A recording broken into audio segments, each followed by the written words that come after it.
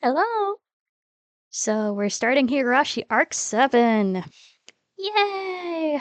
The plan is to get through maybe chapter 3 or 4 today. So, let's see how long my voice can last. Anywho. Yes. Gotta choose our preferred language.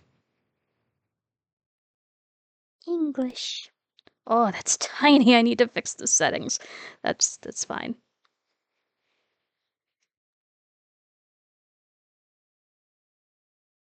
Higurashi, when they cry kai.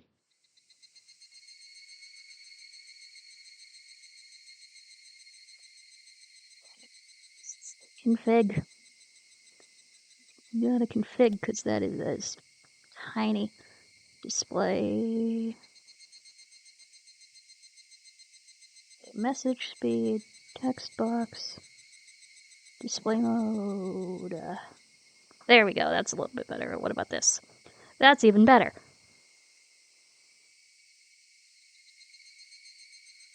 But here, let me fix that. Fix this. Because now this is huge.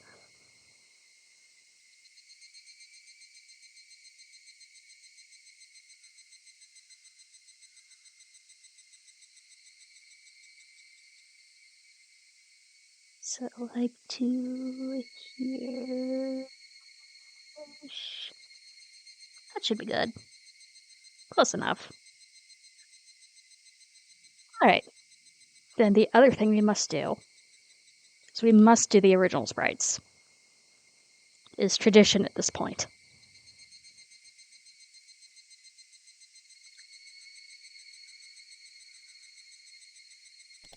Alright. Let's start.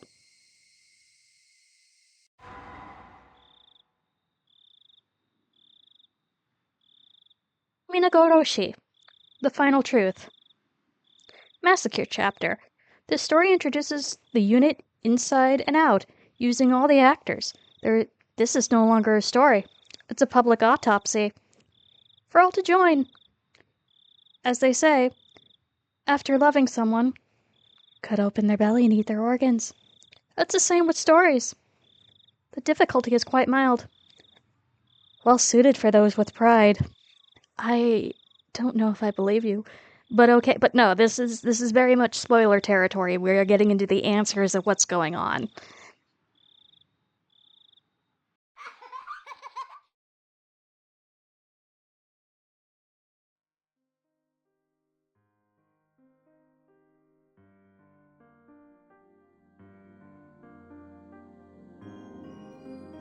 What are you doing? I don't see you playing by yourself that often. Alright, hold on. We're gonna go to menu real quick. We're gonna configure, not save and load. We're gonna config, because the music's a little loud. Config. Message speed. Oh yeah, wow, that is way up there. Sound volume. We're gonna have all of that.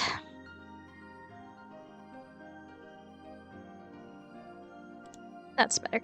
I don't see you playing by yourself that often. All you could do before was nod to my questions. Since when do you have your own will? I'm glad. I finally have a sister or a brother.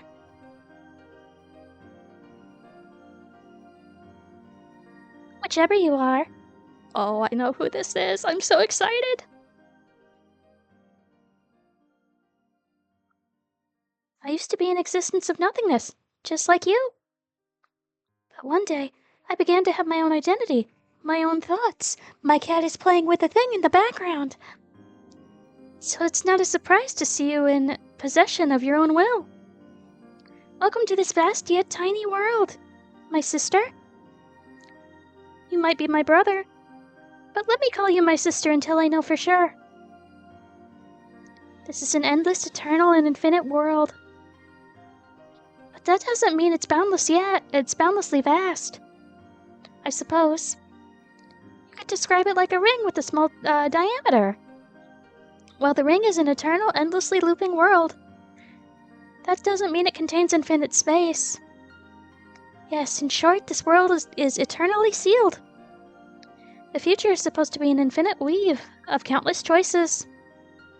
Yet for whatever reason, our world always ends in death. This is encouraging, thank you. If I were to compare it to something, perhaps a maze of fate would be appropriate. Looping through the same moments forever, steadily growing harder and more dejecting, eventually producing something like me. Then as that draws further on, even one like you was born, and eventually this world may be filled with your sisters too. After that, we'll build a colony inside of it, and once we lose our interest in this maze, Rika Furude will disappear from this world. It looks like you still cling to the narrow world, Rika. Though, I lost interest long ago. Which is why I'm truly glad you were born for me to talk to. So what are you doing? Are you collecting fragments of memory? Oh, look at all the old arcs! There's only 5 or 6 of them right now. It must still be fun for you, though. There used to be more fragments long ago. But one by one they disappeared into the darkness.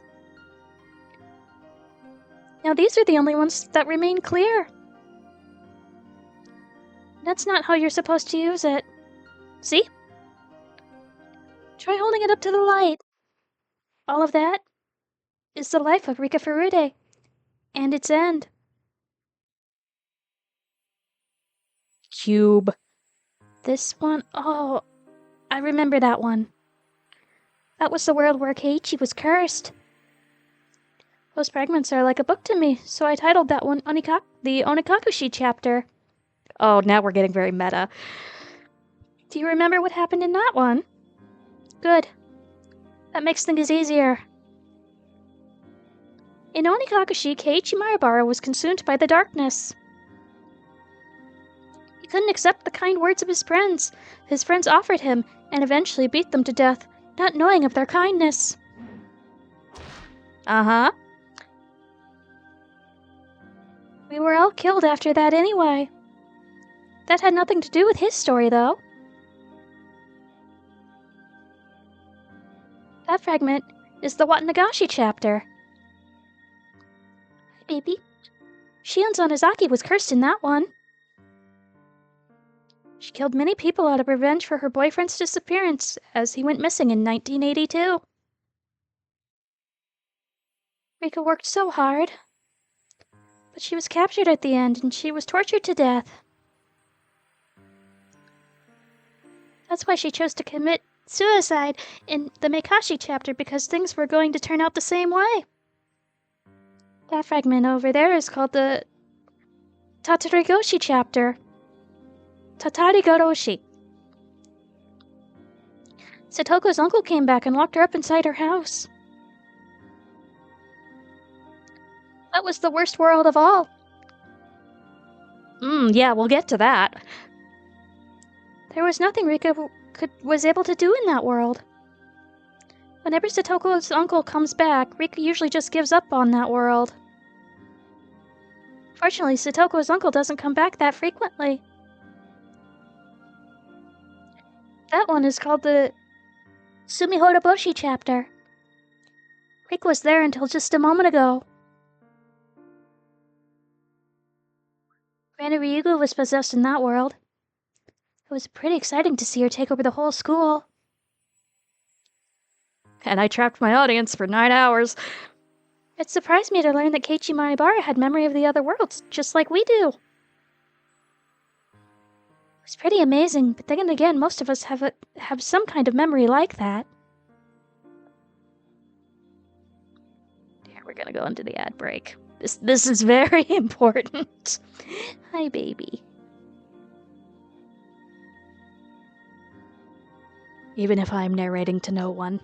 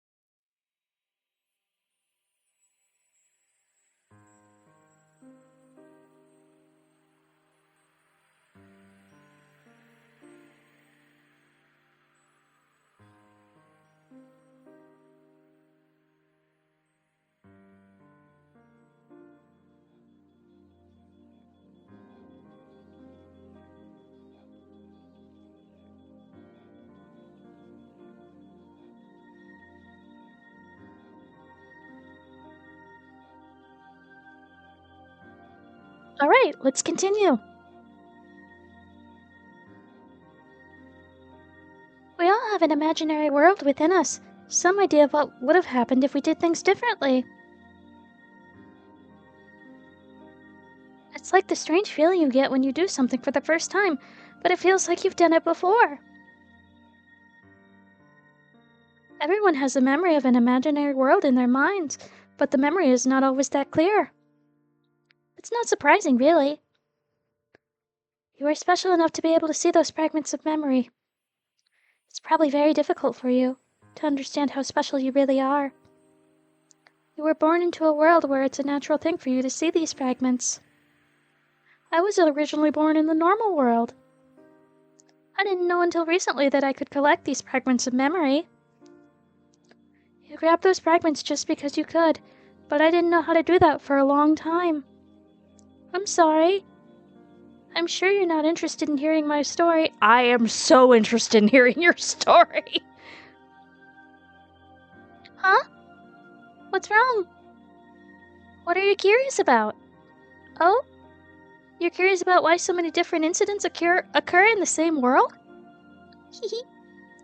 It's very interesting, isn't it? Why do you think that's the case? Let's think about it together. Thinking is the first step towards playing a game. The main character among Rika's group of friends is Keiichi Maebara, who has his sprite now, after 5 arcs. In Onikakushi, he was possessed by suspicion and killed Rena Ryugu and Mion Sonozaki. Hi, Belle!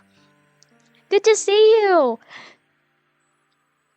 We are recapping the current arcs at the moment.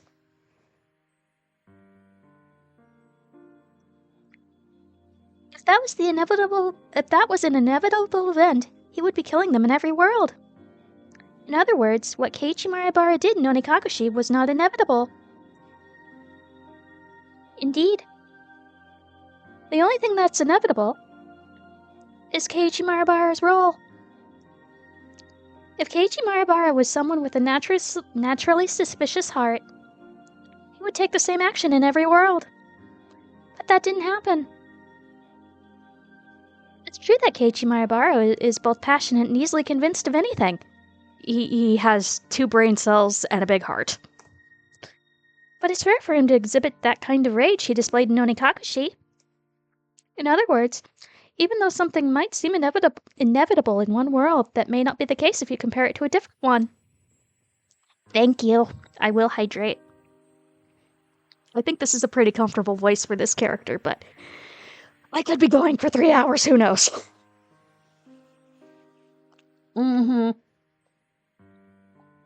Watering me is good in this.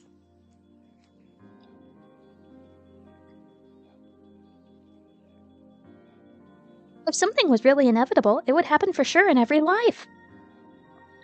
That's what true inevitability is like. It's very important for you to know that. When you compare the different worlds, what's common among all of them is the truth. Understand? Like I said, what seems inevitable in one life could just be a random event in another. The club activities that Mion Sonozaki suggests are a good example. If Mion Sonozaki had a strong inclination towards playing certain games, you would be playing them in every world. But in reality, you participate in different activities in most of them.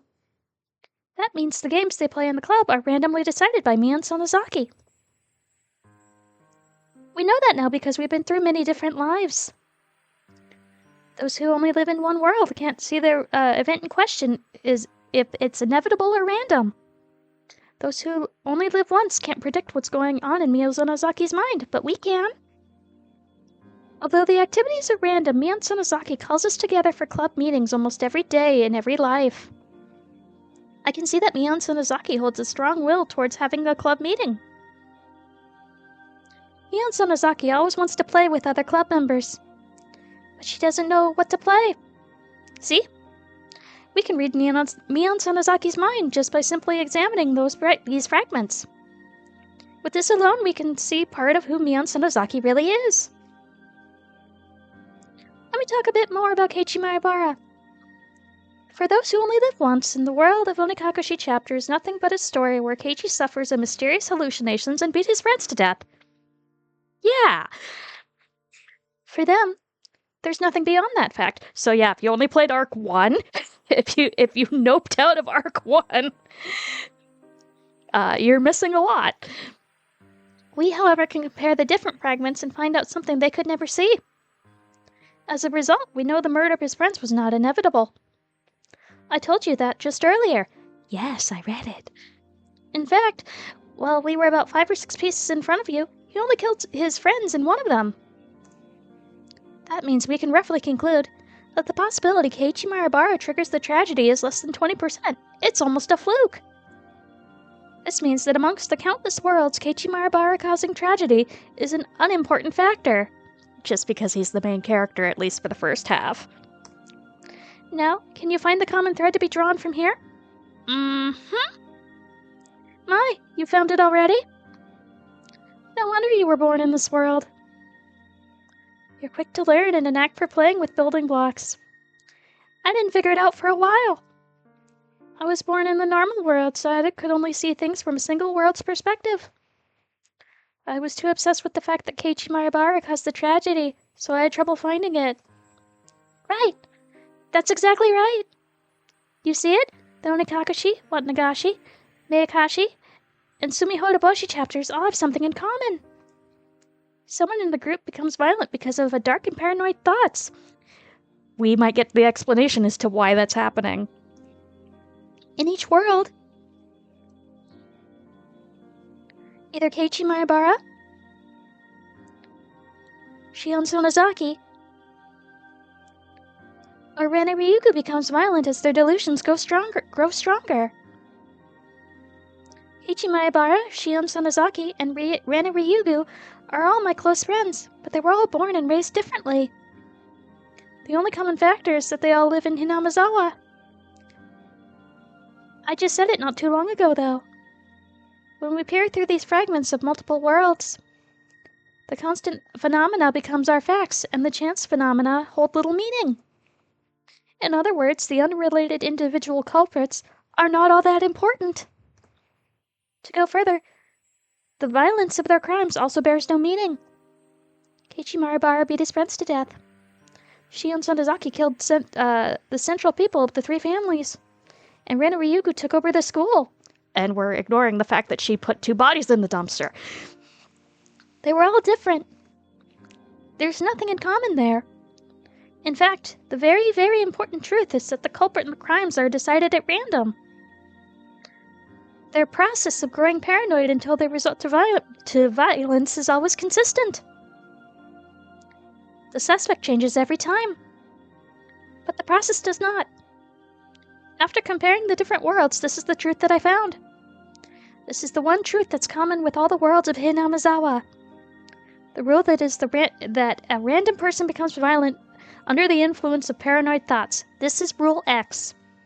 Keiichi Maebara, Shion Sonozaki, and Rana Ryugu, pieces with no particular connection to have potential to succumb to that rule of random probability. I don't know what the probability is of those pieces will be ensnared by that rule. Perhaps there's some rule in that too. It's because these 3 are all close in age? Or is it because they all live in Hinamizawa? It's the latter. Well, we're not detectives or police officers. This is not something that a small girl like us, Rika Furude, can easily figure out. At least we know now that there's a mysterious rule in the world of Hinamizawa. People who only live in one world have no way of knowing that. I'm proud of myself for figuring that out. I guess for you it's not particularly surprising, though. Huh? What did you say? That's right. If something is common among all worlds, that means it's fated to happen. Hehehe. Some events quickly come to mind, don't they? Right, Jiro Tomitake and Mio Takano are always killed in these worlds. On top of that, they are murdered in exactly the same way in every world. In other words, unlike the previous rule, the variability of their murders are, although thoroughly planned out by someone with a strong will, So that does not fit with the mysterious vague Rule X that leads to random individual to violence. After all, they're always murdered, and regardless of who falls to Rule X, whether or not they actually did any of that. Therefore, there's another rule of these worlds, a rule that says that Jiro Tomitake and Mio Takano will get killed on the night of the Minagoroshi festival. Let's call it Rule Y. Hee. Don't you see how funny this is? Jiro Tomitake and Mio Takano are killed in every world, right? Every time the character who gets cursed always thinks that their deaths has something to do with their danger that's awaiting them. The fact that someone turns violent, Rule X, Jiro Tomitake and Mio Takano's deaths, Rule Y, are supposed to be two independent rules. But they always tend to link them together. Of course, no one could say that's how they became ensnared in the spell of paranoia, leading them to violence to begin with. Yes, the smell of paranoia. It stinks. But, in their paranoia that they notice someone is trying to lead them to link those rules together? Yes. Whoever the piece leading them is, they are the one making the stage called Hinamazawa very complicated. Yeah, boy! You should have noticed at least two suspicious people. Do you know who I'm talking about? That's right. I'm referring to Kurado Oishi and Mio Takano.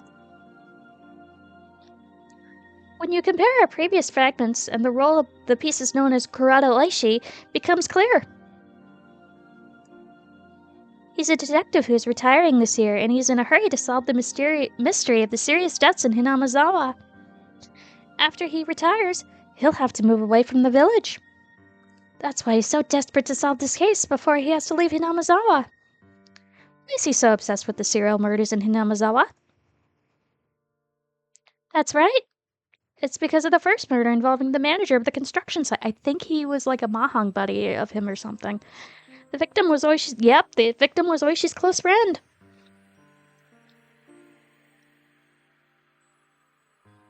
More water. What do you mean I've only been going for half an hour?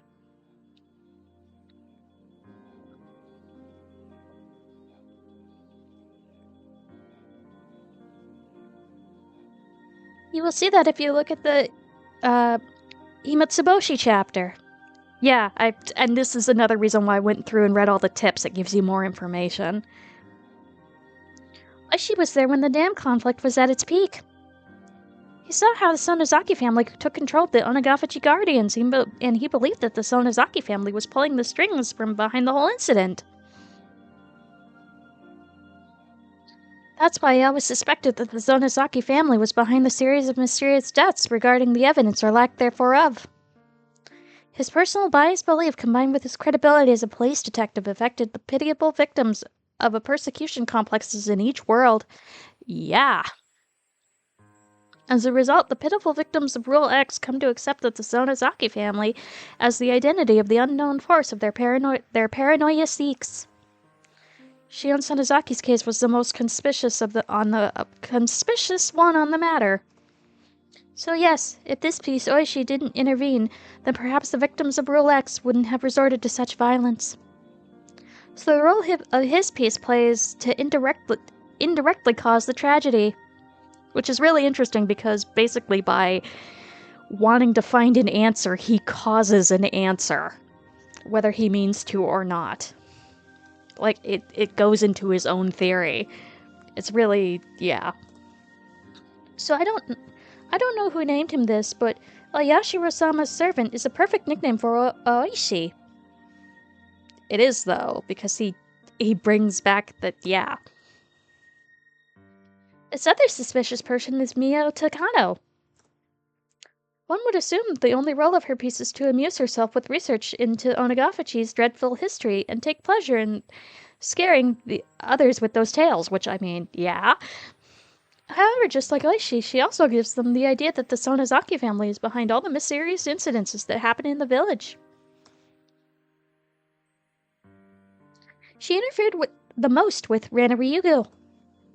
For Mio Takano, Rana Ryugu was a perfect prey, grasping at straws, trying to identify the force she suspected.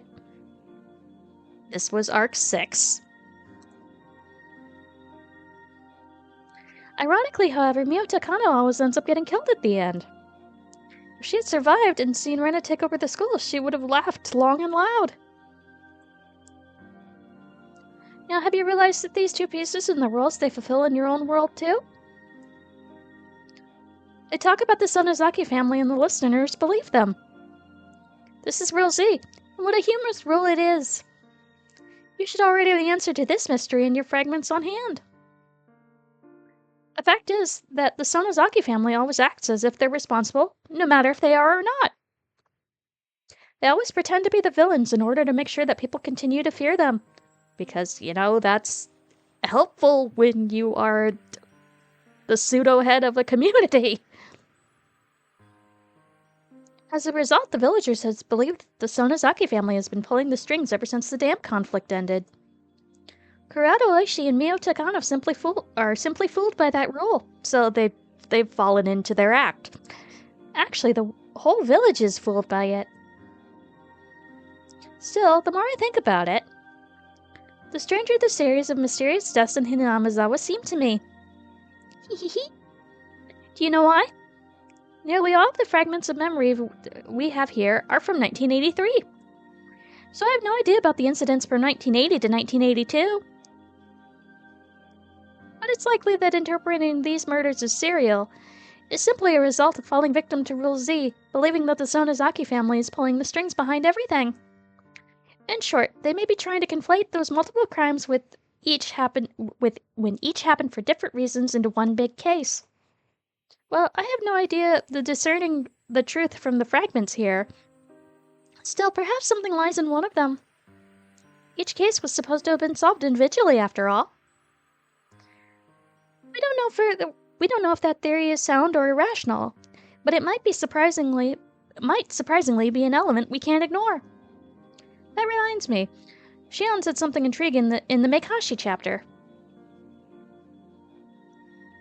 That curse system she came up with. Do you remember that? Uh-huh. Her theory was that the villagers believed that they are allowed to kill an enemy of the village on the night of the Watanagashi in the name of Oyashiro-sama's curse. And that is the foundation of the murder that is allowed on that night alone, is the true identity of the curse, so it's like the purge. Since most of the fragments here are from 1983, there's nothing to back the validity of Shion's theory, but there's an interesting things about it. In other words, her theory is that the suspect is not only the one committing the crime, not the only one committing the crime, it is the environment that's causing the murder. People in a single world tend to analyze the criminal's life to determine the process which led them to the crime, but her idea is different. The real crime is committed not by criminals, but by the environment, so twist on nature versus nurture there. In other words, it may be only happenstance that Robber A committed the crime, and the environment of poverty may have created Robber B instead, or perhaps even Robber C. A may not even be the criminal in another world. Therefore, the real criminal is not A, but the environment that creates A, B, or C. And, well, while people in a single world may not be able to reach such an idea... Hi, Phoenix! The widespread desire to place the blame on a commonality causes A to be lynched by society while the environment that gave rise to A goes ignored. We live in a society. We've always lived in a society. Did I confuse you? No, not really. I'm sorry. Perhaps that example was actually harder to understand for you. No, not really. It's easy for me to see it like this because I'm from the normal world. Let me make it simple for you. The culprit behind the tragedy in many worlds isn't individuals like Keiichi Maribara or Shion Sonozaki, but the environment. So Rule X is the true culprit at fault. You're earning good marks if you can grasp that, even if we don't know the identity of Rule X. And if you can grasp the 3 rules of governing this stage called Hinamizawa, Rule X, Rule Y, and Z, then you're earning very good marks. So long as you understand those rules, then even if this is your first experienced world, you should easily find the truth without distraction. See? Isn't it fun? Merely the 3 simple rules are interacting with the stage, creating a kaleidoscope of different worlds. This is probably a very unusual case. In other locations, you shouldn't be able to see such extreme variations even after looping through several worlds. It keeps me entertained just staying here and watching these worlds revolve. Anyway, there's one more fact that we can understand from these fragments of worlds. This is the biggest problem we, Rika Furudes, are facing. The fact that Rika Furude always dies each time. It's as if June 1983 is a dead end for her. Worse, there's no randomness to it, it's guaranteed to happen. In other words, it's the same pattern as the deaths of Jiro Tomitake and Mio Takano. It's following the exact same rule, Rule Y. Tomitake Jiro and Takano Mio are always murdered on the night of the Watanagashi. Furude Rika's date of death is not always the same, but she's always dead around the middle of June. Blah, blah, blah, blah, blah, blah. Jiro Tomitake and Mio Takano are probably attacked on their way home, so that's why it always happens on the same night. But for Rika Furude, it's different. She takes different actions in each world, and her lifestyle is very unpredictable. For that reason, the day of her death is not always the same. However, she always dies in June, because a similar powerful conviction vows to kill her too. So we can assume that the same rule Y, killing them, is also the rule behind her death? Is the same person killing all 3 of them? I don't know if it's the same person, but it's highly likely it's the same rule at work. Is it the same person? Or the same organization? Is it the same views? Is it the same goals? Rika's most important goal is to escape her deadly fate. But it doesn't mean that she just wants to leave the village and survive. Interesting. She wants to live happily in the village. All of her friends must also be happy too. That's Rika's happy future. The ideal future she hopes for. It's tragic we can't realize such a simple desire, no matter how many times we repeat this. Though it's a tragedy we're only able to perceive because we're beings capable of comparing the fragments from different worlds. By the way, I have some interesting information. While Rika is almost always killed by Rule Y, have you noticed that she's killed by Rule X in some worlds? Mm-hmm. Right. It happened in the Watanagashi and the Minagoroshi chapters. Rika Furude committed suicide, but you can say that she was more or less killed by Rule X via Shion Sonozaki in those worlds. In other words, this is a blunder for Rule Y. Rule Y is trying to kill Rika with a strong desire to achieve some aim. But she was killed before that, and as a result, the unrelated Rule X. This might have caused them to show some disturbance. If Rule Y's objective is simply to bury Rika, then that's not a problem. But they have some objective beyond that, then that might show up in some other phenomenon. Perhaps the Watanagashi and Minagoroshi chapters have something in common. Something that doesn't happen in other worlds. Unfortunately, we're Rika Furude, so we don't know what happens after Rika is dead. Or, by any chance, do you know what's happened? Since I'm Rika Furude, I only know the events during Rika's life. You, on the other hand, are a special existence who was born in a superior world. By a whole other dimension. Is there anything that didn't happen in the Watanagashi and Minagoroshi chapters that happened in the other worlds after Rika's death? If you know anything, then that must be another truth behind Rule Y. So, that is the disaster that happens. That buries the village in, like, an explosion, the nuclear explosion.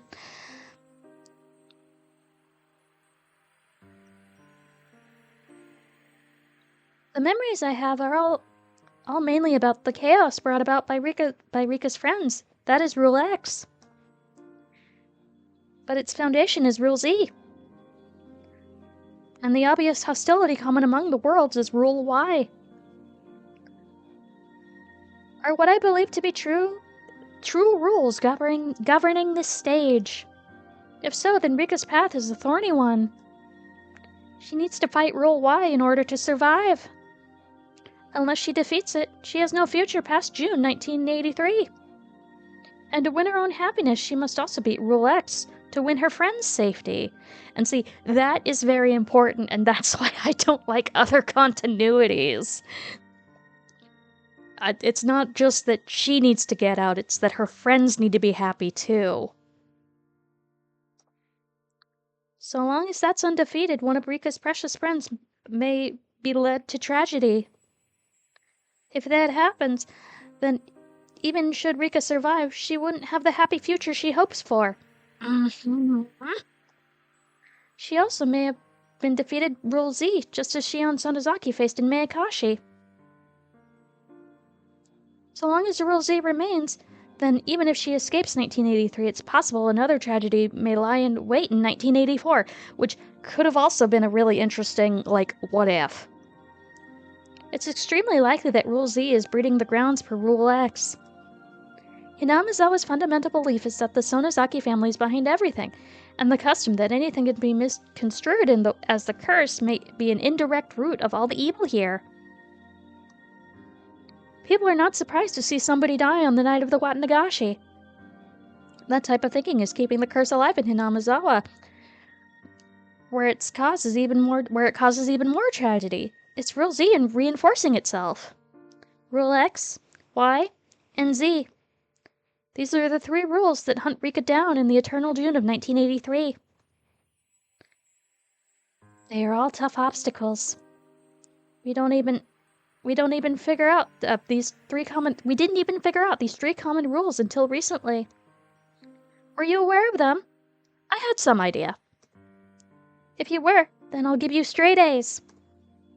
I've tried so hard in the past to break these rules, but I was never successful. However, a miracle happened in the Sumihoroboshi chapter. Keiichi Maebara was able to recognize a small fragment from another world by chance, and he beat Rule X. And I'm gonna go into the ad break because we should be starting pretty soon. In the end, Rika was still killed that night by Rule Y, though. But still, 1 rule was defeated. That was a huge leap forward. Rika knew that there were 3 common rules among the worlds, but she could never break any of them. Eventually, she gave up and lost interest in the worlds. Ad break.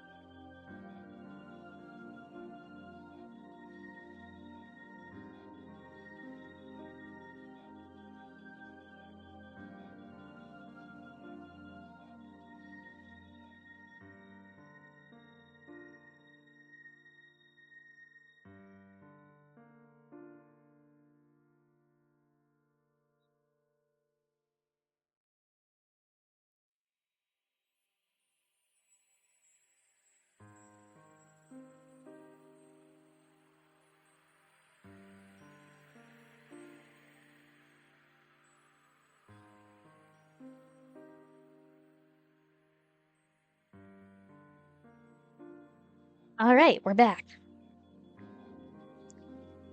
first, gotta hug Belle. Gotta hug my 2 people that I know are in chat. Kim. Did the bed, could you never break it? Eventually she gave up and lost interest in the worlds. That's how I was born. However, she's different now. She learned something valuable from Keiichi Maebara. That the rules can be broken with a strong enough will to fight. If she can break all 3 rules, Rika Furude will be freed from her eternal prison. She doesn't have much time left, though. Rika has traveled through many worlds. Her physical lifespan is not a problem, but her mental lifespan is getting shorter. Mentally, she is extremely old, and her soul is starting to turn into something different. Yeah, no, she has seen many loops, and she has an old soul. In the end, she'll probably lose the ability to experience singular worlds. She's already showing those signs, and eventually her memories from the parallel worlds will mix together, ultimately causing her derangement and the loss of Rika Furude's soul. Then she will disappear. That means that you and I are going to be left in this dark world. The fragments of our memories will gradually disappear, and we'll be left alone in the eternal darkness. Eventually, we will die. Rika Furude is aware of that. She knows that her mental lifespan is getting shorter and shorter. Hanyu is also losing her powers. Wiggly eyebrows. Wiggly eyebrows.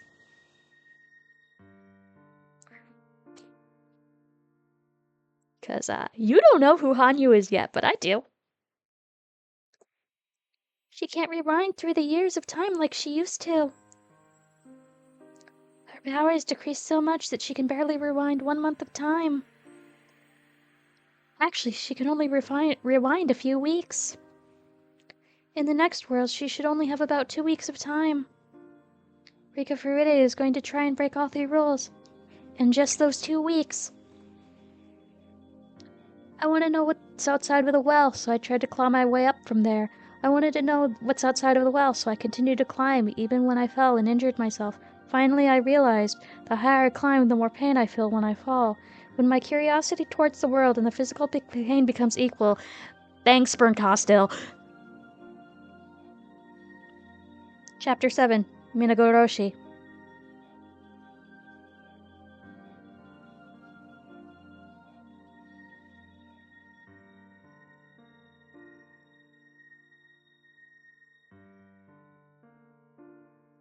That's the prologue.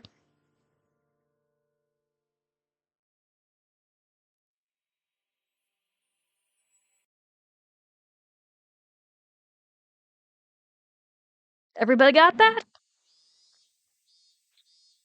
I felt no gravity in the darkness and lost all my senses as a result.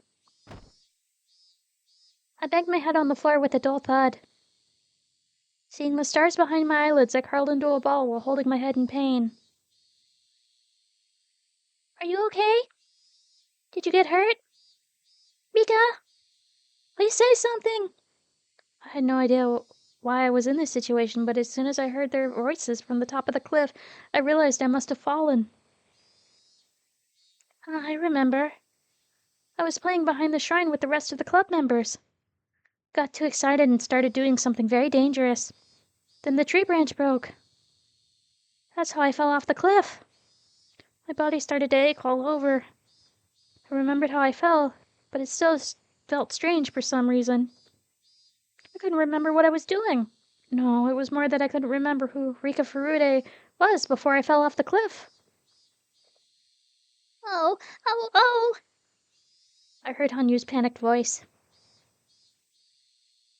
It's her! I looked behind me and saw Hanyu standing there, with a scared look on her face. She is very important, let's go. Hanyu? Ouch. What just happened? Oh, you were playing with everyone and fell off the cliff? Are you okay? I don't care about that, Hanyu. What day is it today? What year? What month is it?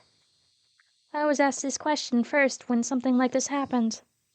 She finally realized that I was asking the same old question. It's June of 1983.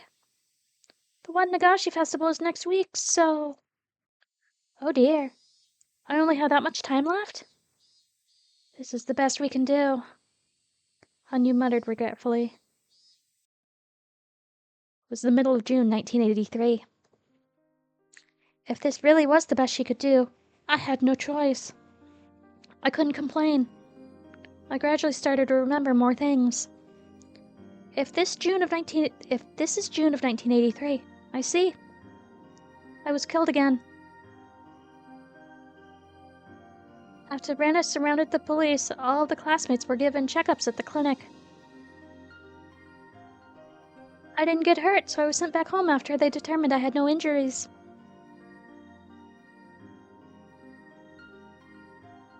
My memory starts getting vague after that point on. A common characteristic of my violent deaths. When my life is taken away violently, the memory before death is always vague and static. It's like a violently ripped roll of toilet paper. That example should make it easy to understand, even if it's uncouth. That's why I have no clear memory of what happened after how I died that night. What happened and how I died that night. I only have vague memories. I think someone covered my mouth with a handkerchief or something and I passed out.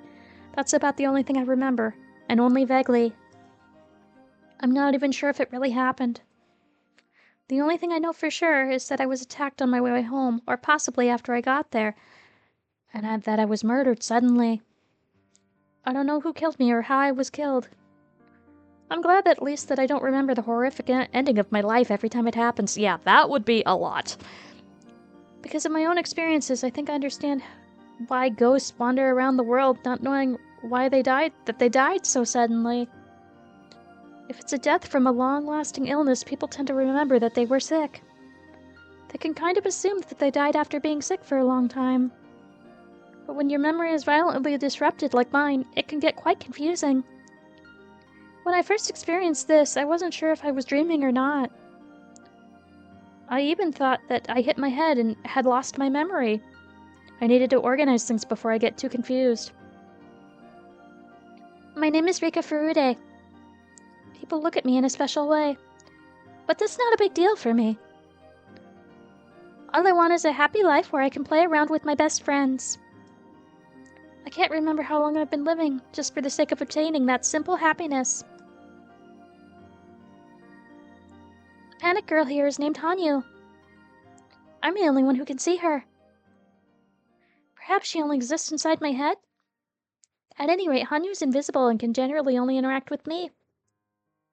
It'll be a long story if I try to explain Hanyu's existence, so I won't be doing that right now. Yeah, no, we'll put a pin in that. Besides, I don't even know how I should talk about her. She's been here since I was born, and her existence is a natural thing for me. So yeah, Hanyu's been here the whole time. That unseen force that interacts sometimes, that's her.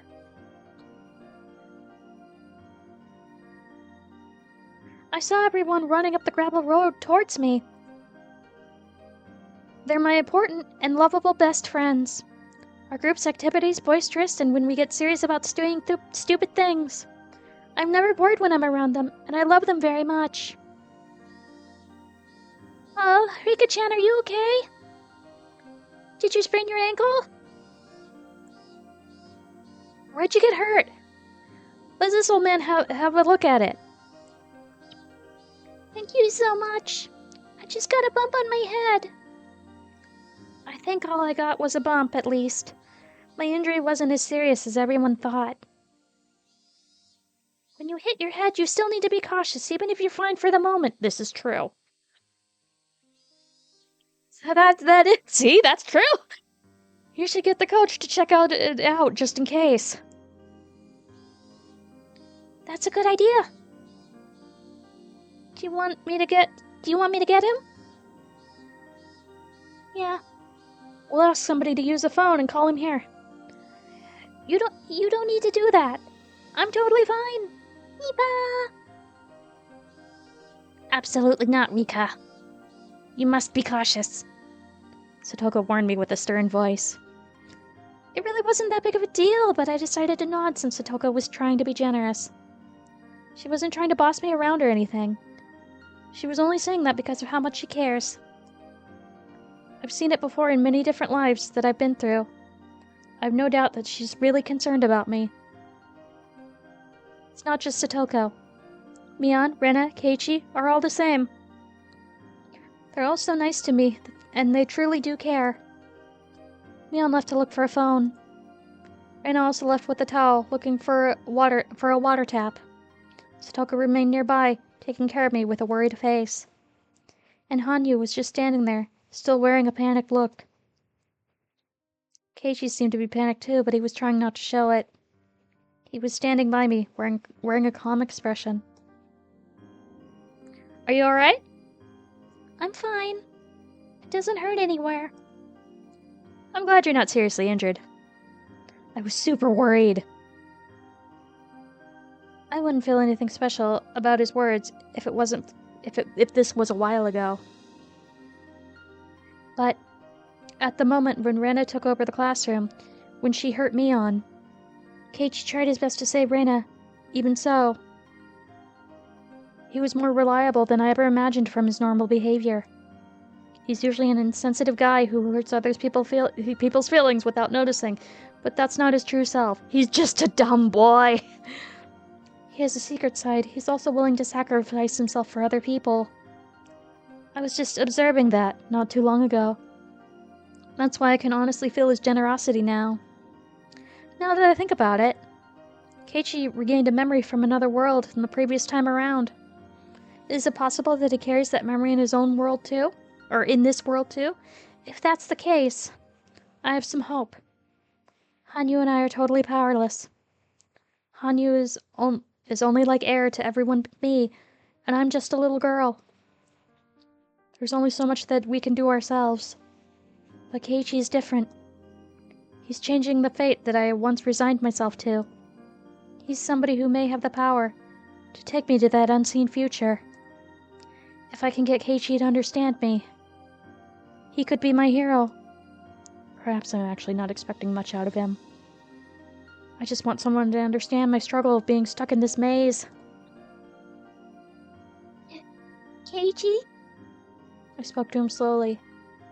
It had been a while since I felt so nervous. I hadn't felt this way since I started my endless 1983. As a witch, I would normally know that his response would be before even talking. Okay.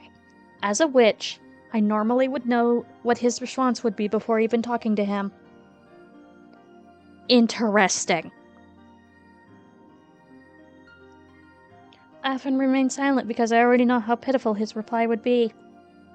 But in that case, why was I so nervous now? Huh?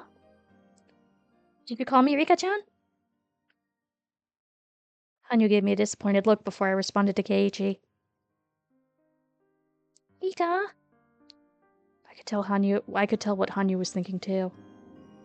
The miracle wasn't going to happen. If miracles do happen, one could have happened many times in other lives.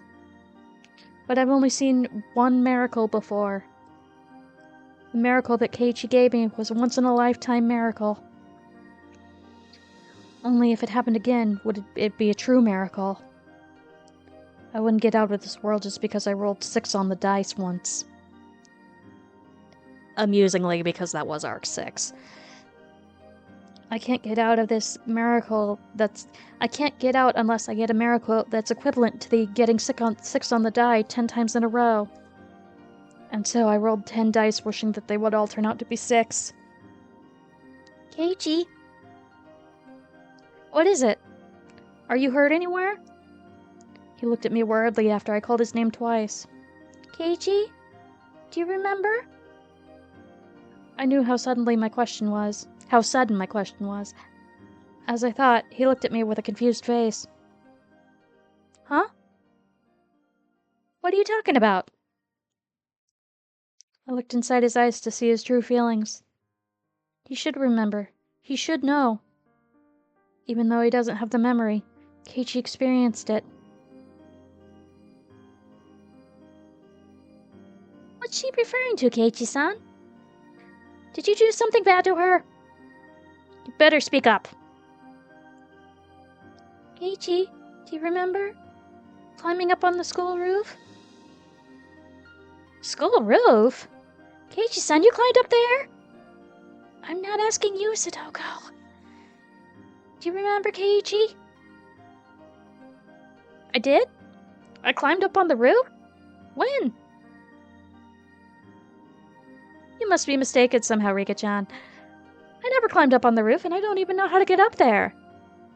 Of course you haven't experienced it in this world yet. But please, tell me that you remember. I know you've never been up on the roof, but you should still remember doing it.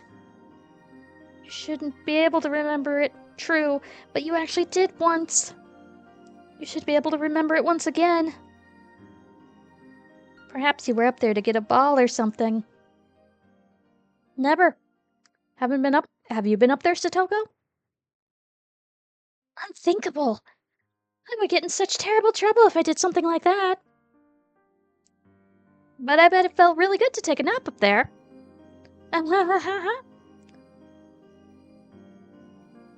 There's no way he would remember. Ugh.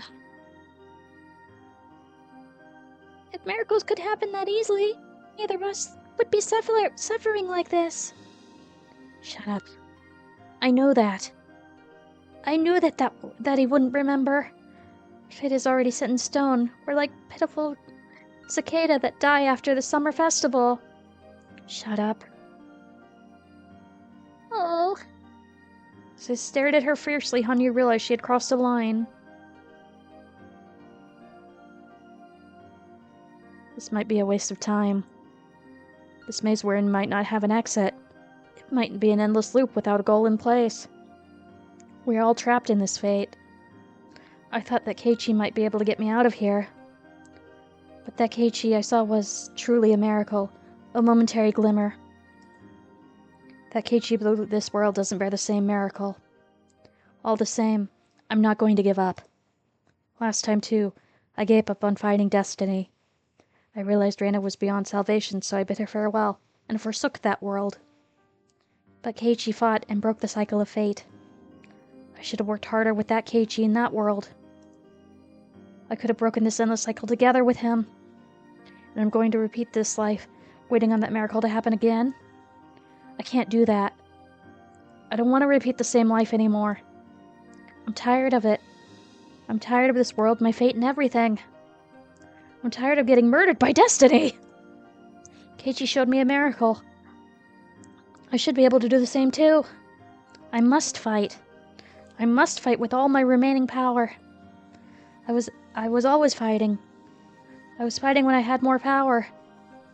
But I never made it. How can I expect to win this time? Still, I must fight. Keiichi taught me that fate can be shattered. I'm going to fight one more time.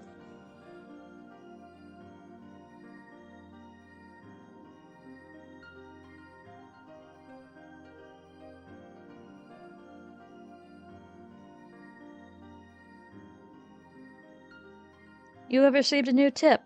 To my granddaughter. Okay. Alright, so that's chapter 1. Let's view the tip. To my granddaughter. I'm sorry for leaving you like this. I just need you to understand that I'd rather take my own life than be fearful how many days I have left to live. That's why I'm writing this letter to you. I can't stand the fear of being unable to leave behind a will while my life is prolonged, even as I lose my consciousness. In the end, there's nothing I can leave behind for you. I was unable to leave any of my achievements to this world. I was forgotten before I was dead. I leave this world a humiliated man, knowing that I had no appreciation from anyone. Oh. You must do better than me. You must achieve something that your grandfather was never able to achieve. I don't mind what field you choose. You must leave your mark on this world. You must leave behind your achievements. You will eventually die someday. You will eventually turn to ashes. As a human being, that is your inevitable fate. But if you achieve some great success, you will live on forever even after you depart. Those who live beyond the deaths are called gods. I wish to become one, but I was unable to do so.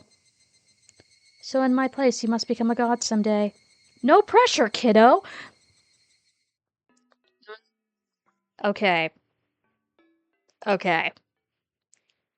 I know who that's for. Here, let's save, because we haven't actually saved at all. End of chapter 1. Wow. Yeah, I probably will get through, like, chapter 3. And I'm probably going to take a break for lunch at some point. But let's continue. And actually, let me order said lunch.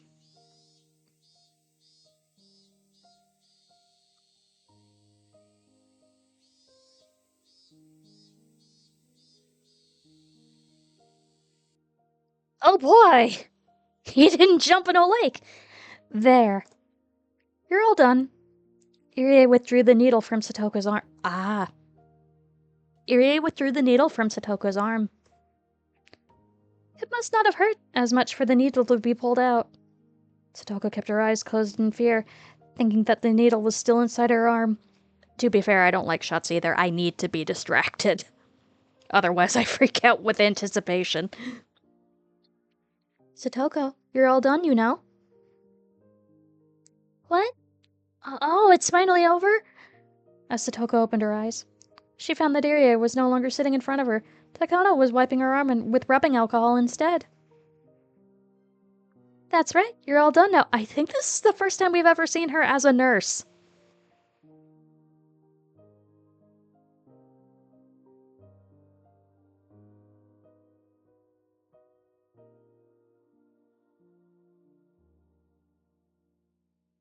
Dr. Irie is good with needles, unlike me. You didn't even notice he was finished. Don't touch that part of your arm for a while, okay? Also, try not to carry anything heavy.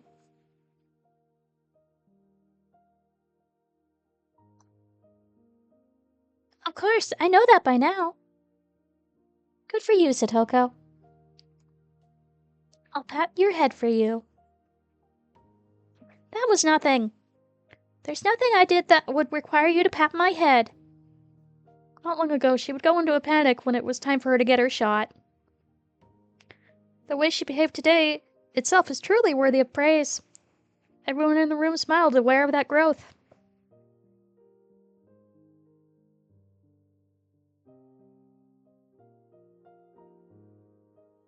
Please give her the usual test. Will you, Takano-san?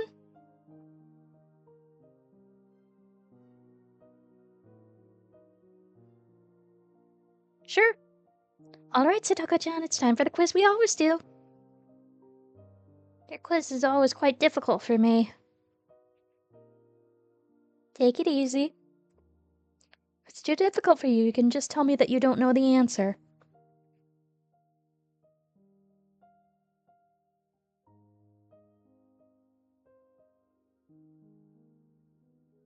You don't have to think too hard, just tell me whatever comes to mind at the moment. Takano-san smiled at Satoko to ease her tension. Then she led Satoko to the desk behind the back of the examination room. I hope Satoko gets better soon. I don't know if it's because of the heat, but Satoko has been showing negative symptoms since last month. The change in the seasons can affect her physically and emotionally. It's not a surprise that that's happening to her. I'm going to see Irie and ask him how Satoko is doing. What are you going to do, Hanyu? I'm going to stay with Satoko. Thank you. I'll leave it to you. Hanyu went over to where Satoko was. Fortunately, I'm the only one who can see Hanyu. She won't be a distraction if she goes in and observes Satoko's test. I, of course, would be a distraction like that.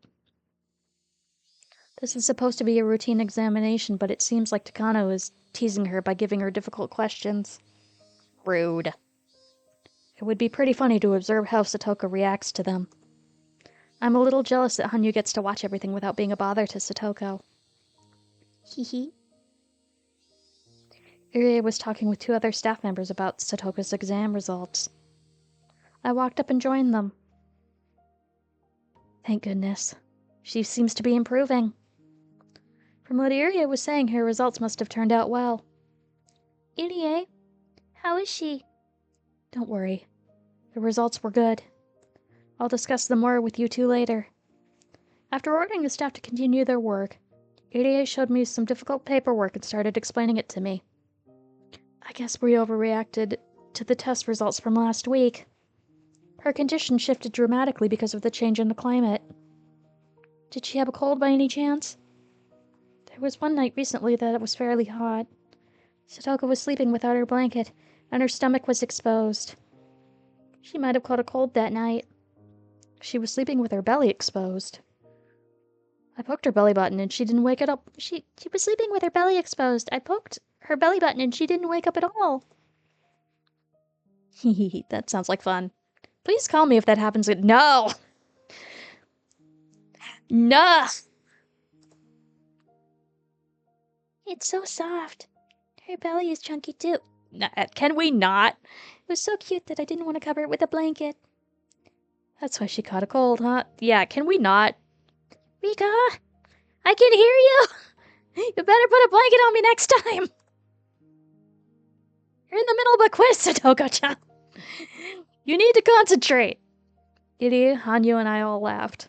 Satoko went back to her test with a bitter look on her face. Irie began speaking to me in a softer voice. She's in remission, but her levels are still level 3. Are still level 3 negative. She was and will continue to be in a critical condition. She's never ever going to be better? Just like with, anaplexis, her body will be conditioned to react severely even after the foreign chemical is out of her system.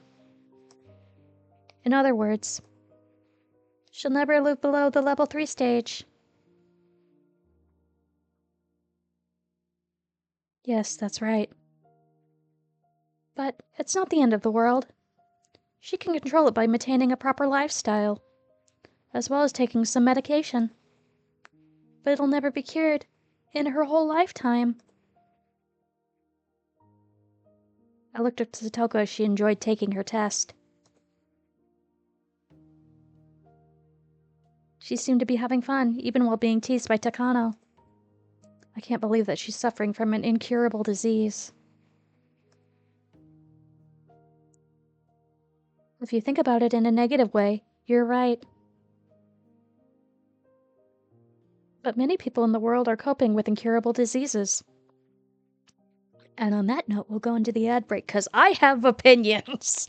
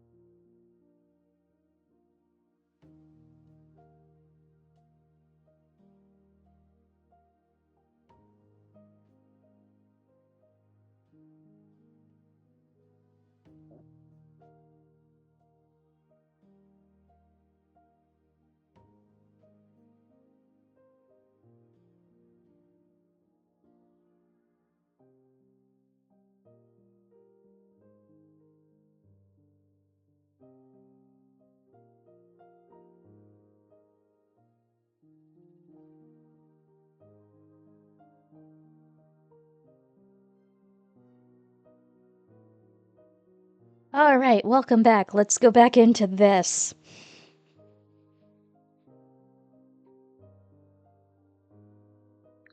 Diabetes is a good example.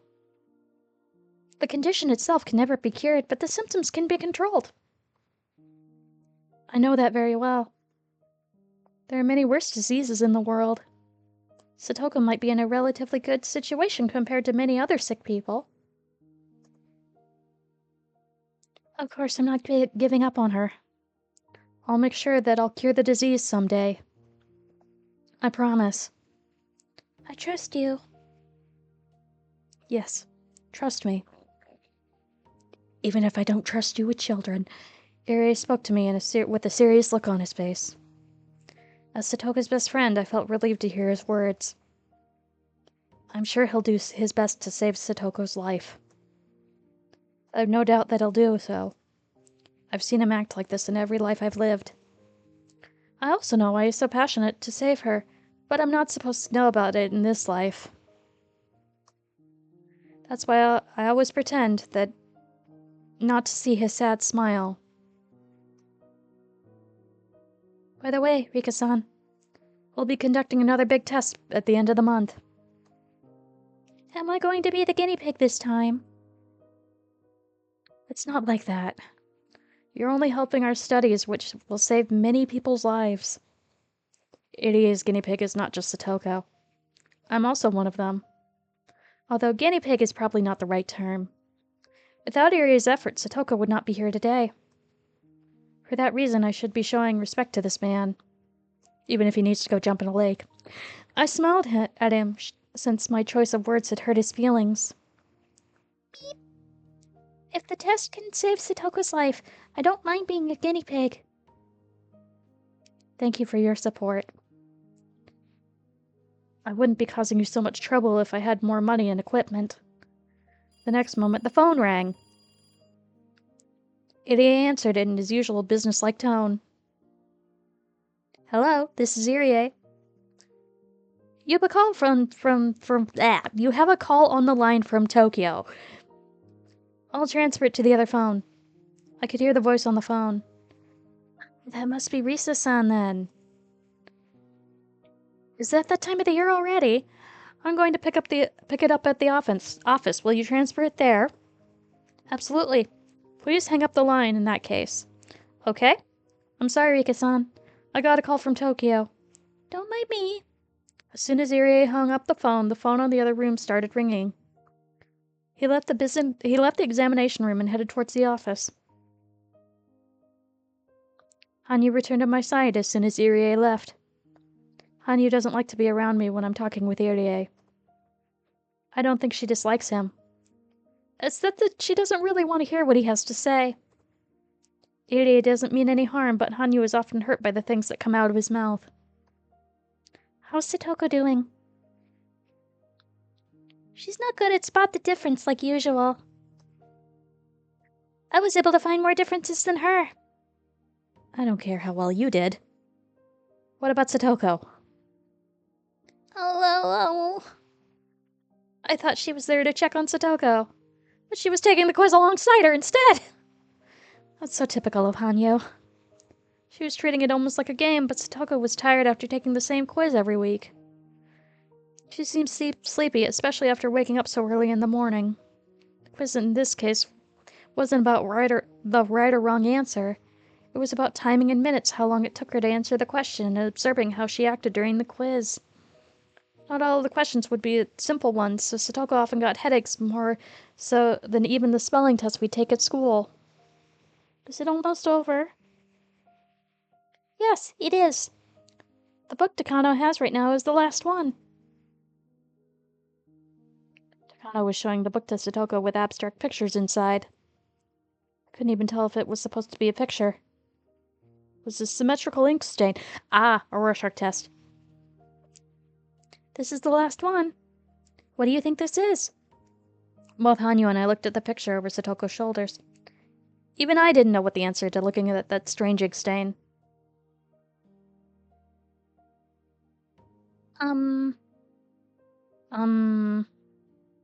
Satoko continued to think. Takano observed her taking notes while Satoko struggled. She was also timing how long it took her to answer, holding a stopwatch under the table. I spoke to Hanyu so only she could hear me. What do you think it looks like, Hanyu? Oh, well... Oh! It's soft serve ice cream, but it fell on the ground and ended up like this. Oh, it's been wasted. I see. This is a good test for understanding a person's mind. Hehehe. To me, it looks like a horse mackerel that's been cut open with its guts pulled out. Yeah. I was thinking of food, too. It was rather shocking to learn that my thought process is the same as Hanyu's. Very different reactions.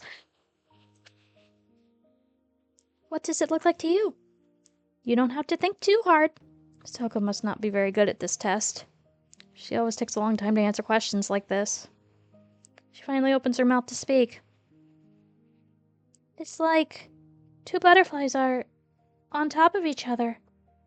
2 butterflies on top of one another? Tell me more about it. Why are they on top of each other? Takano continued to take notes as Satoko spoke. Curious about what she was writing. I looked, but... Is that German? I can't read it at all. Takano is so mean. They were apart for quite some time, but have finally reunited, and they're excited to see each other again. I apologize. I don't even know what I'm trying to say. Oh. No, you're doing just fine. You can just tell me whatever's on your mind. That's the whole point of this test.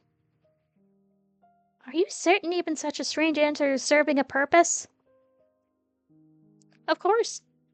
For example, take this picture. You gave me a totally different answer last year. I can tell how you've changed just by comparing how you responded. Really, I don't like this test. What did I even say last year? Takano smiled and took a note without answering her question. I tried to remember what her answer was, but I have more than 100 years' worth of memories in my head. Hanyu might remember better than I do. As I looked at Hanyu, I realized she was standing there with a sad expression. I decided not to ask her. I could tell what kind of answer Satoko gave back then just by looking at Hanyu's face. Last year, June 1982, that was when Satoko was being abused by her cruel aunt. Recalling that, I didn't even know what Satoko answered. But just the year later, the Satoko who was so worn down could no longer be seen. She became so strong. I know how difficult it is for her to stay tough and strong like this. Her growth over the past year is overwhelming to me. Are you done with the test? Ide returned to his office. Yes, we're finished. Satoko-chan is handling it a lot better now. We were done pretty quickly today. Oh, I did my best to ensure that it was done quickly. I have plans after this, so I can't stay here too long. You have something after this? Today's Sunday, right? We're doing club activities at me's uncle's store today. No wonder you're so obedient with the test today. It's because you have plans. Sorry we had you so long. Well, here's your stuff, Satoko-chan. Ire put a big bag on the table. He opened it up and gave her instructions about the medications. Satoko had heard the same instructions over and over before, but Ire still continued to talk just like the same. Since you're doing better, you can go back to 2 shots per day. Please give yourself a shot before lunch and before you go to bed. Make sure you change the needle every time. Don't ever use the same one twice. I'm prescribing this one in case you really need it when you're feeling sick. Yeah, same as usual, I know. Satoko couldn't wait to meet her friends for the club activity. It made me feel so happy to see her excited as this. She only has to take 2 shots per day now. I'm glad. The number of shots she had to take each day represented how she was doing. So it's a good thing that she has to take fewer shots. It's tough for her to give herself 2 shots give herself a shot 2 times a day. Oh, well. Hanyuger cried after hearing my comment.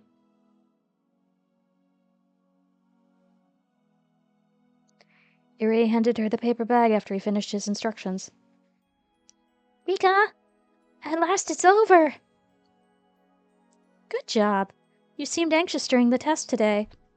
Have fun with your friends. I'm sorry I was so tense. You have my thanks for all that you've done for me. Hehe. Are you going to make it on time? Can I give you a ride there? Oh, I brought a new stuffed animal. It's in my car. You can give it a name if you like. Oh my! What sort of creature could it be? What should I name it? Well, what is it exactly? Hehe. It's a cat again. Hazel. One with tiger stripes this time. I think you'll like it a lot. Stoka and Takano were good friends. They're both fond of stuffed animals. Every time Takano gets a new one, she brags about it to Satoko. That's all they have in common, but it's still cute. Having a friend like Takano is a special thing for Satoko. She's part of the Hojo family who tried to betray the village. People at the clinic are the only adults who will ever talk to Satoko. Oof. Have fun at the club. You should suggest wearing maid uniforms for the punishment game. No. I have every kind and every size. Go jump in a lake. Either way, I'll see you next week. No, thank you. See you next week. Well, let's get going. Our battles today is not only against the club members. I'm itching to put my skills to the test. I bowed slightly and made to leave the examination room. But I soon realized something. Irie was looking at me with a sad expression on his face. Just with that look, I could tell what he wanted to say. Please take care of Satoko-chan if something happens to her. I nodded at him and stepped out of the hallway with Satoko. My goodness. I'm used to these tests and quizzes, but they always leave me exhausted. Fair. You don't like taking the tests? Well, I don't. But they are my job. There's nothing I can do about that. Satoko was supporting Irie's research. She gets financial support by helping him out. Or at least that's what Satoko thinks she's doing.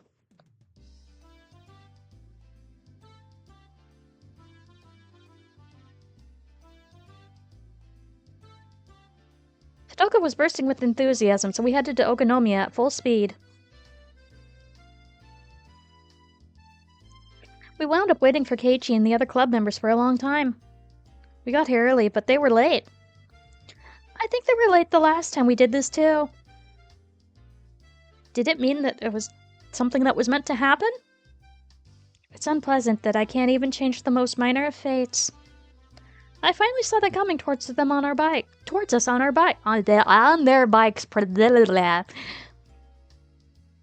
Hello, everyone. How utterly slow you all are. Satoko acted like she was upset, but I could tell that she was pleased to see them just the same.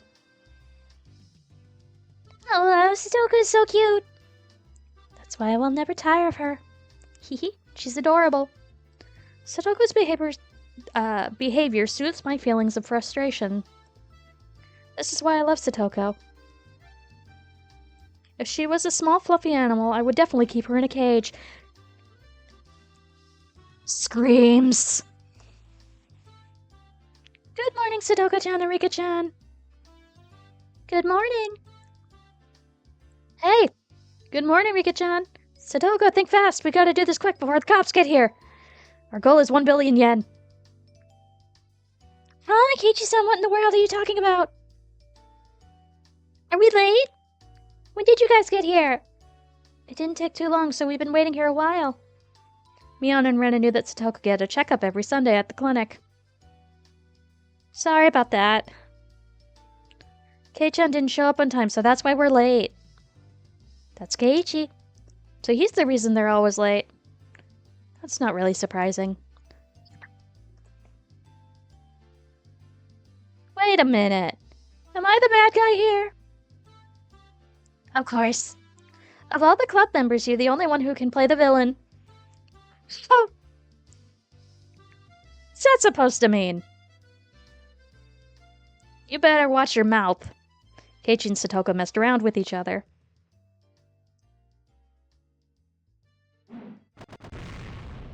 Rip! Satoko acted like she was crying, and Rena punched Keiichi, knocking him out cold. It was the same old situation they always got into.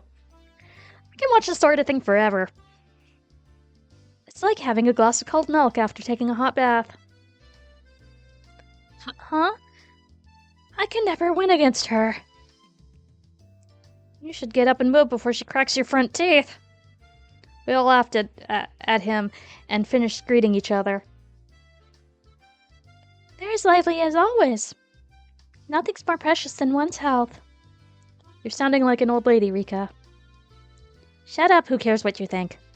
I'm not going to eat any sweets if you keep saying things like that. Oh. Hanyu seemed to be getting more depressed than usual. I should stop teasing her so much. It was a joke. Will you get off of me? Oh, I'm sorry, Ella. Hanyu loves sweet treats. She especially loves cake and ice cream. Since she can't eat anything, she has to depend on me when it comes to that. In other words, whatever I eat, Hanyu could taste too. Even if Hanyu craves something, it doesn't mean anything if I don't eat it. In other words, I have total control of what she eats. That's why it's fun to tease her with saying that what I'll eat and what I won't. That's almost as fun as teasing Satoko. Oh, you seem to be in a good mood today, Rika-chan. I want to take you home. You'll get arrested if you do that, you know. Hey, Mion, the store owner is calling you. Mika, did you hear? There's to be a prize for the club activity today. I remember. Mion was going to be paying 50,000 yen out of her pocket as a prize. I couldn't believe she could just afford that. Therefore, I have to assume that she's some kind of guarantee that she won't lose.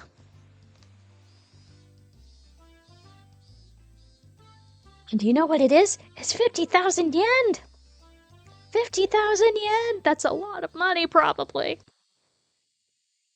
Satoko stared at me. Oh no. She was expecting me to be surprised to hear that the prize was 50,000 yen. It's natural to be surprised after hearing that sum. But I didn't react because I'd already knew it. Perhaps I gave the impression that I'd known it for a long time. Keiichi-san, isn't that amazing that the prize is 50,000 yen? 50,000 yen? What the heck is that? That's like 5 years worth of Keiichi's GNP, probably gaming something. Satoko said the same thing to Keiichi.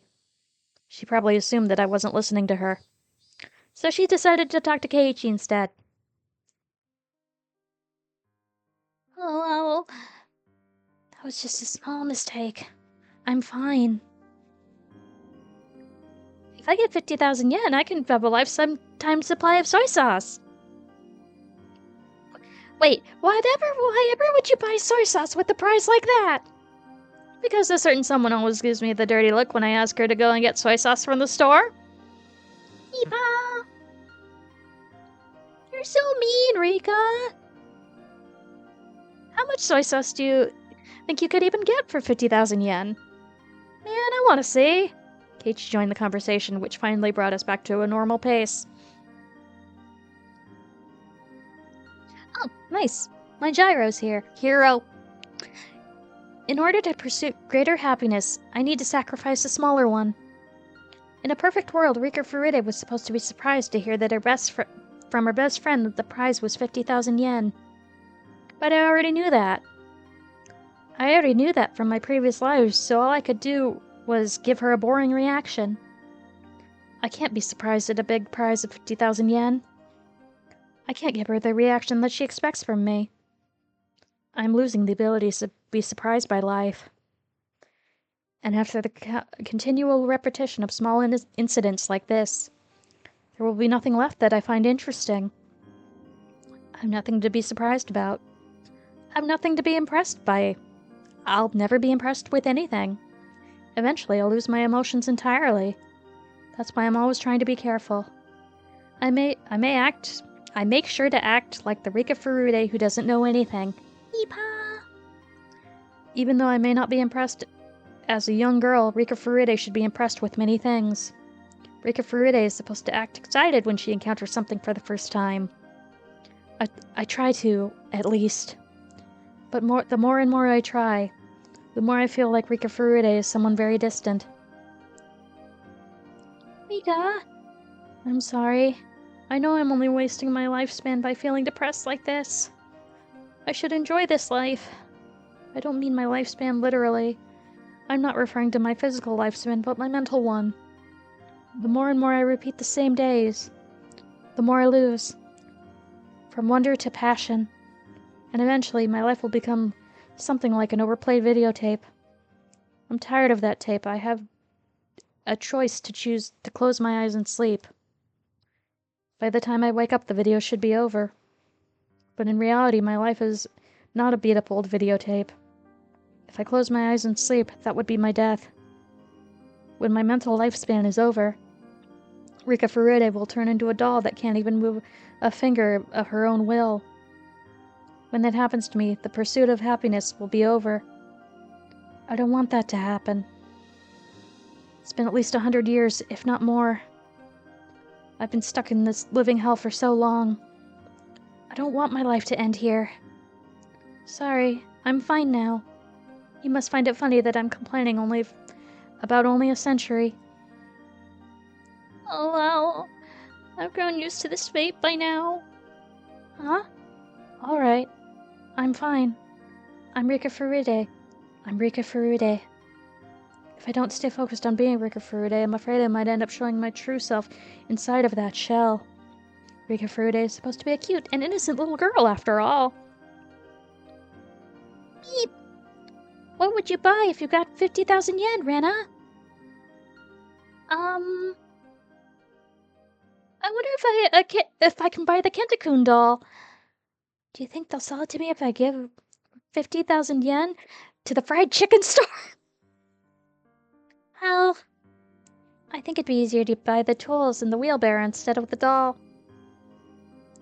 I bet Rena could break the chain with her bare hands if she wanted to. Ah, I'd agree on that one. oh, you're also mean. Thus, we rejoined our typical flow of conversation naturally. Once I enter the flow, it's not hard for me to continue as Rika Furude. Being Rika Furude is like flying a kite for me. Once it's up in the air, it can stay in the sky for a while. But if something happens and it loses control, it's one heck of a challenge to get it back on track. Every time it tries to go back up in the air, the kite gets dragged on the ground and wears out. I'm exactly like that. Finally, Mia started clapping her hands to get everyone's attention, and now I will save the game real quick.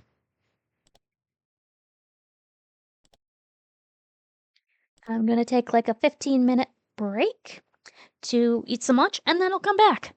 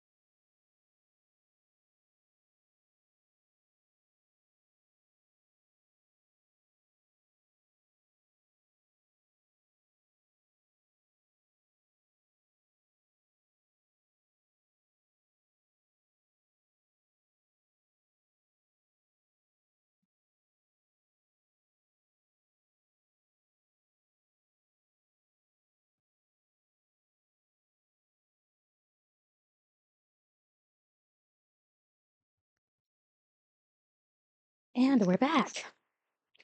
I say we because Hazel is also just right here. 1 second, gotta play with the cat. She's demanding it.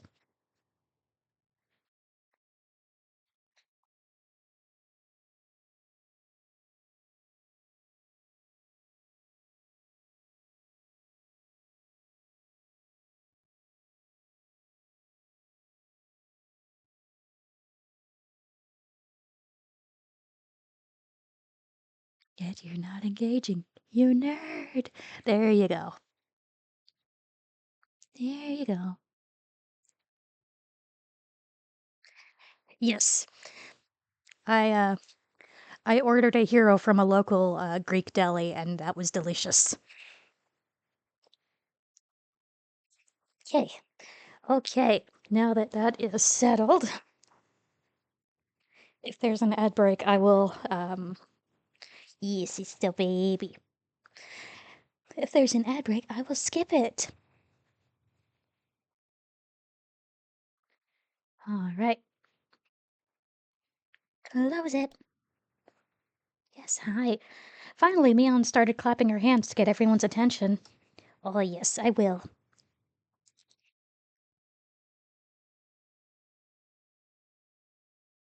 I already knew the rules. The members will be broken into 5 different groups, and each group plays a game that they choose together. I was secretly hoping that Mion would change the rules for some reason. There's nothing more boring than to already know what's going to happen. Mion can be very capricious.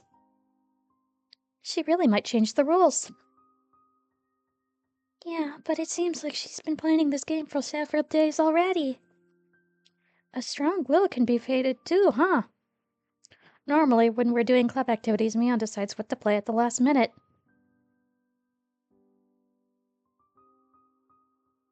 Yeah, they are good. I like the ones with lamb in them. Yeah, I know. I see you. I see you. There you go. Get it. Get it.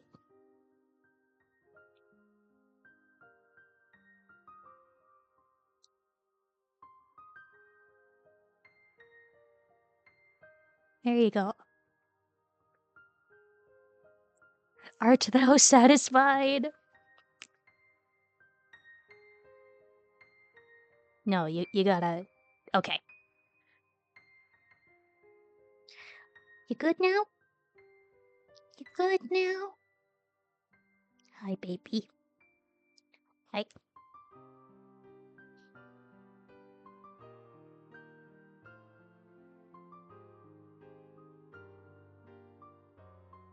You fell off the corner! You nerd! Alright, one more round.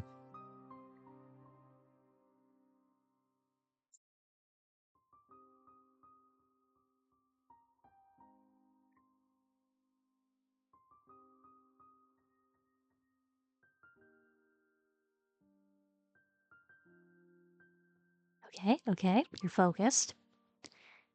You're focused.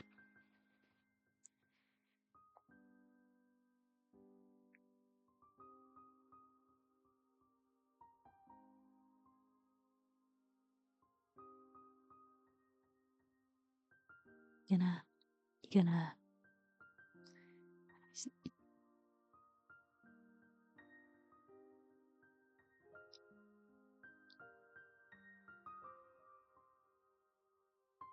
See, you're trying to commit, but are you gonna commit?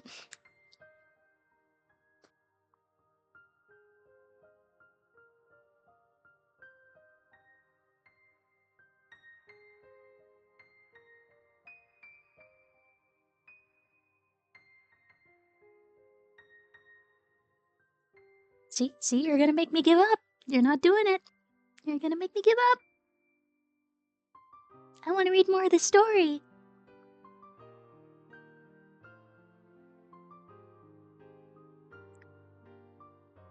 I should probably grab that. That's a little bit better. Yes, she does demand more tribute. She always demands more tribute. Okay.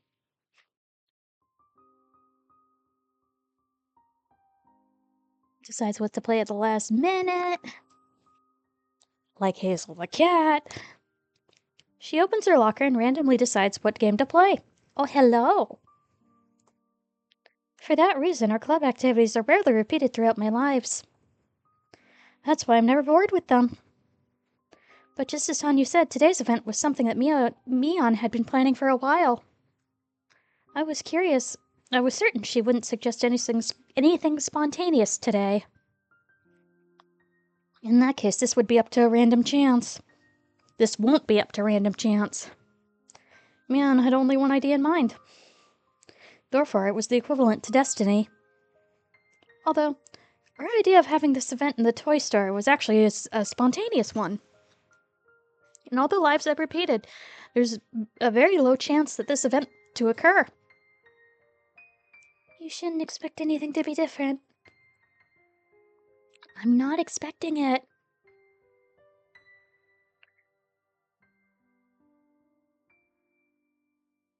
Yeah, no, that's totally fair. I'm also it's like, yes, yes, show me the tiny creature. Of course, I was lying just now. I was hoping that Mion would suggest a new rule for this game. If it was the same rule again, I'd be suffering for a few minutes while I listened to her instructions. Nothing is more frustrating than walking into the same path over and over. Please, Mion, please change my fate. Please. First, we're going to be divided into 5 different groups. The winner from each table. It's the same rule after all. Sorry, I was holding on to a small hope. Small hopes will only hurt you, Rika. You're right. You've told me so many times, but I never learn. Hanyo has taught me so many times. She taught me the trick into swimming in the flow of destiny. The flow of destiny is just like a river's. By going with the flow, I can swim in the direction I want, to some extent, but of course, trying to swim against the flow requires great effort. Oh no, kitten kidnapper! Allowing myself to drift causes the least amount of strain. Of course, some strong currents are impossible to resist, even with great effort. If I recklessly try to resist without realizing it, it's impossible, and then I'll wear myself out needlessly, just like fighting a river's current. So Hanyu taught me to read those currents. Which is why I should have easily imagined that the rules would be the same the moment I learned that Mion had planned today's event in advance. Yet I still wished for the rules to be different, a completely wasteful action. In the end, my hopes were betrayed, only leaving my heart worn out. I know, right? You gotta figure out what the little creature might like. And things are like that for me, to separate further from Rika Furude. I'll grow tired of everything, lose all interest, and die. Fate which can't be fought must be accepted.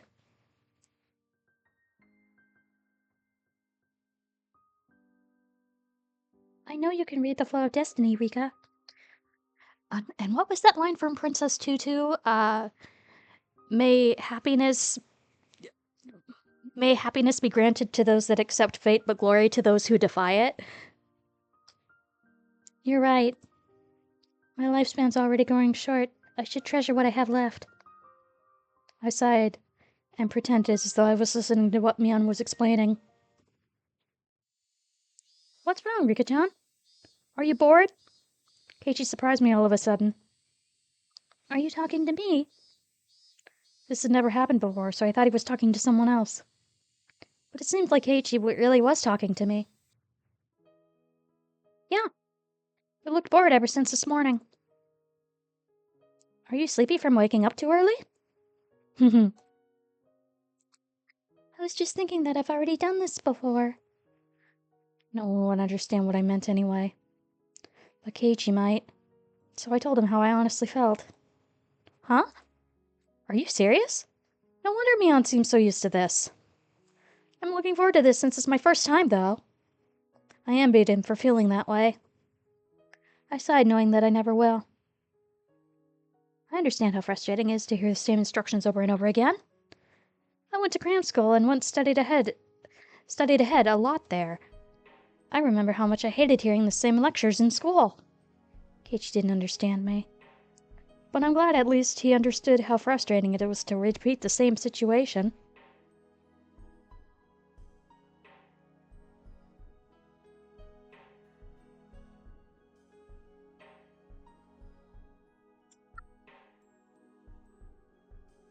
That does sound like a good cat treat, though. I'm the same. I'm frustrated at school, too. What? Are you really? You always seem so happy. Rika Furide is supposed to be happy at school. That's why I act that way. Hearing the same things over and over again is like torture. It's easy for me to change what Satoko cooks for dinner. I can simply volunteer to cook instead of her. Okay. But I can't change what the teacher teaches at school every day. I have no choice but to be quiet and listen to her lecture. Even though I've heard it for 100 years. Yeah, there's nothing you can really do. You can't just tell the teacher to move on because you already know what she's teaching you. This is a different story. It's a game. It's a game, but it's already been predetermined. You don't know that. After all, we're being split into 5 tables by drawing lots, right? Plus, each group gets to choose what game that their table plays. There's no way to predict what game we'll do battle over, or what exciting turnabouts awaits us today.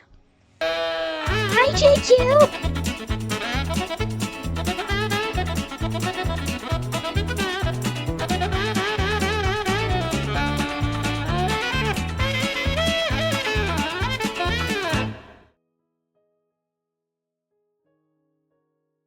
Oh, so you were doing colorful stage. Neat. How far'd you get today? Hi. Yeah, no, I love yakety sax. Yeah, and we're still in the happy part of this arc. Well, happy, I'd say in quotes, because for those who might be unaware, I am on arc 7 of Higurashi out of 8 main arcs. Oh, great. I hope your odds are good. I know it's hard to pull for characters like that. But yeah, we're pretty into spoiler territory for Higurashi at this point. But still, thank you very much for the raid. Very much appreciated.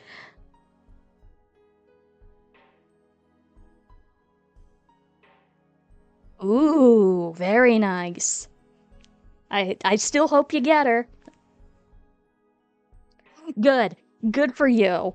I do like when gacha games will let you do that. It's like, you just want this one unit? Here you go.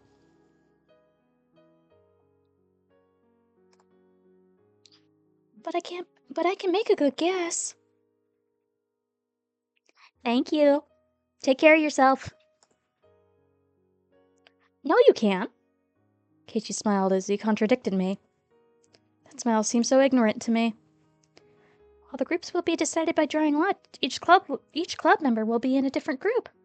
Keiichi, you will be sitting over there. My table will be right there. I'll be playing a fishing game. You'll be playing a game called Billionaire. I don't know how, but the last time we were broken into 5 separate groups. It couldn't have been a coincidence. I'm sure Mion did something to ensure it would end up like that. I'm 100% sure. As for the games we play, I'm not totally sure, but each member of the group will follow the same thinking patterns. They'll probably end up making the same choices. If you roll the dice many times, you'll begin to approach the average.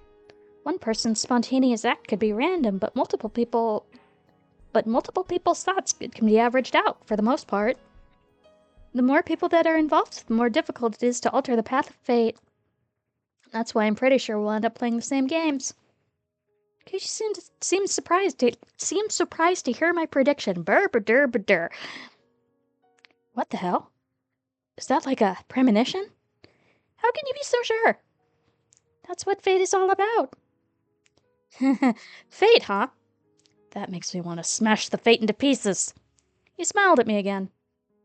I knew that he was just smiling without reason, but I felt a small hope from him.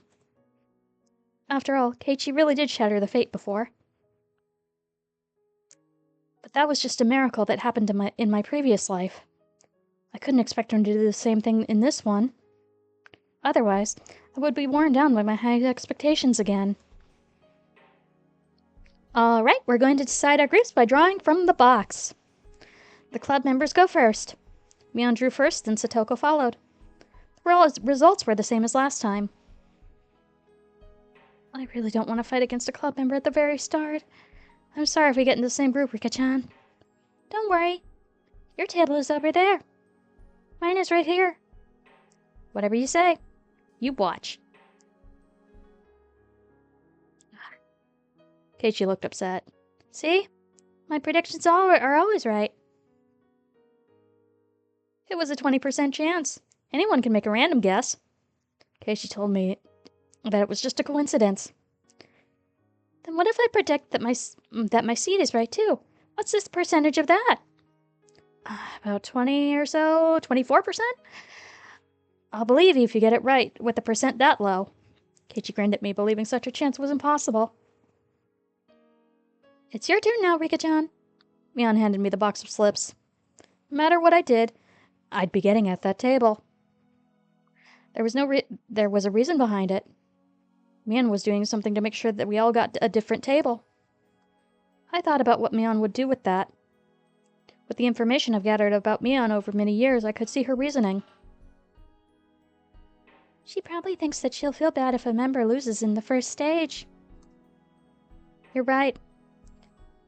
If the club members are in the same group, someone will have to lose.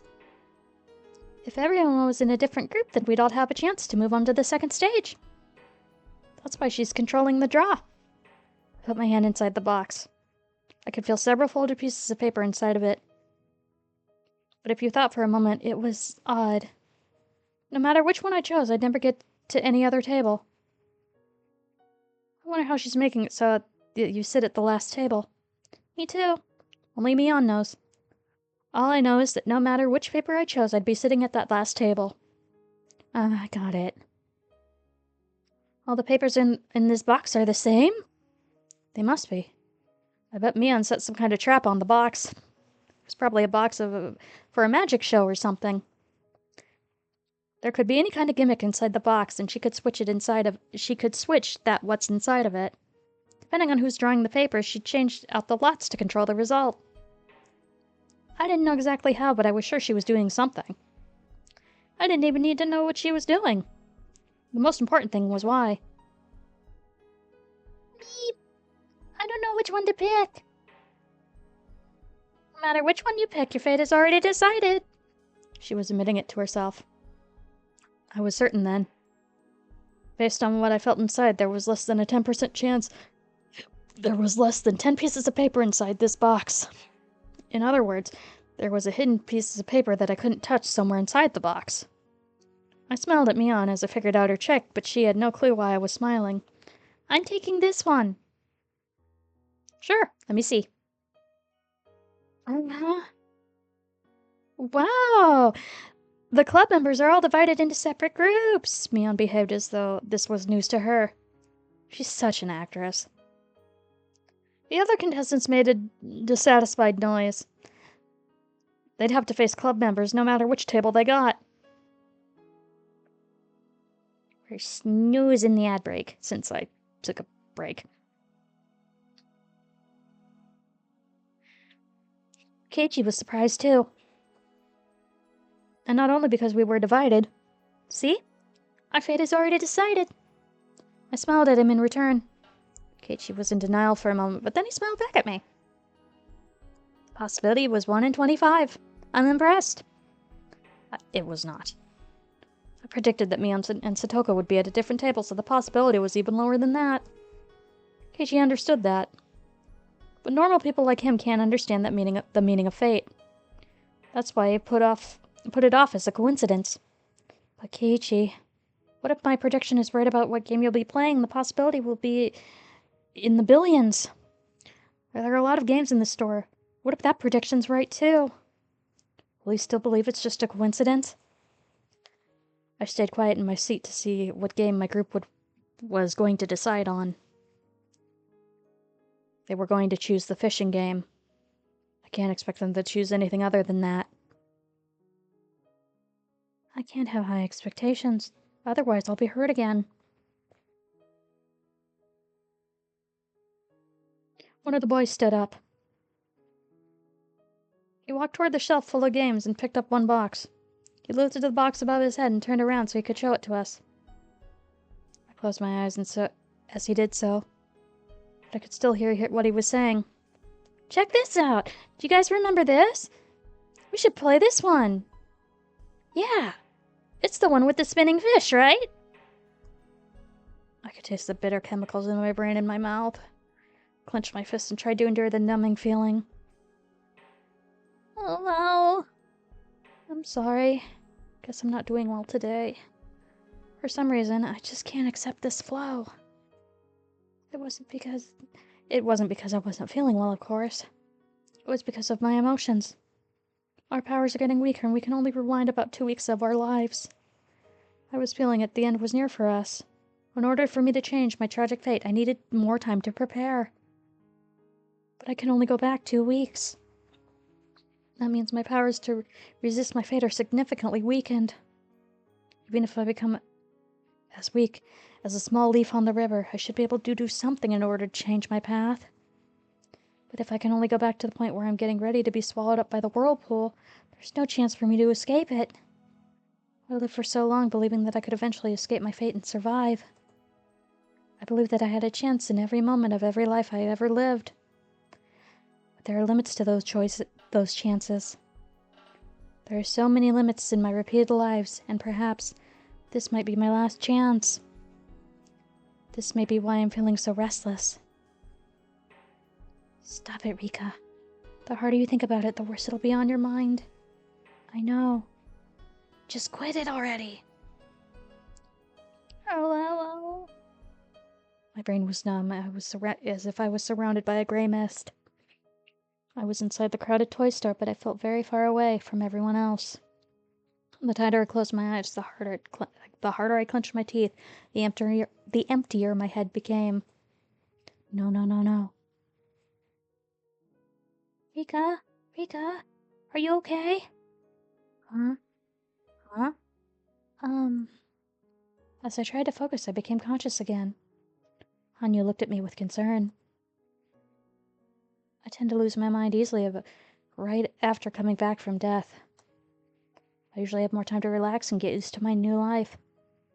But I have no time for that now. The Minagoroshi festival is only 2 weeks away. I can't relax and just let myself get used to things. Don't be a wimp, Rika. Don't be a wimp. Fight against fate. But even if I do, that fate always betrays me, and I grieve. What if I did the opposite? What if I didn't fight against fate? A few weeks after the Minagoroshi Festival of 1983, I will die because I'm fated to do so. Fight, don't fight, fight, don't fight, fight, don't fight, fight, don't fight, fight, don't fight, it keeps going, fight, don't fight, don't fight. As I repeated the same words, they started to lose all meaning, like I was chanting something. I bit my tongue in my mind and forced myself to stop thinking about it. I was calming down a little bit. When I opened my eyes, I saw the fishing game right in front of me, as well as my pole. Someone placed it there while I had my eyes closed.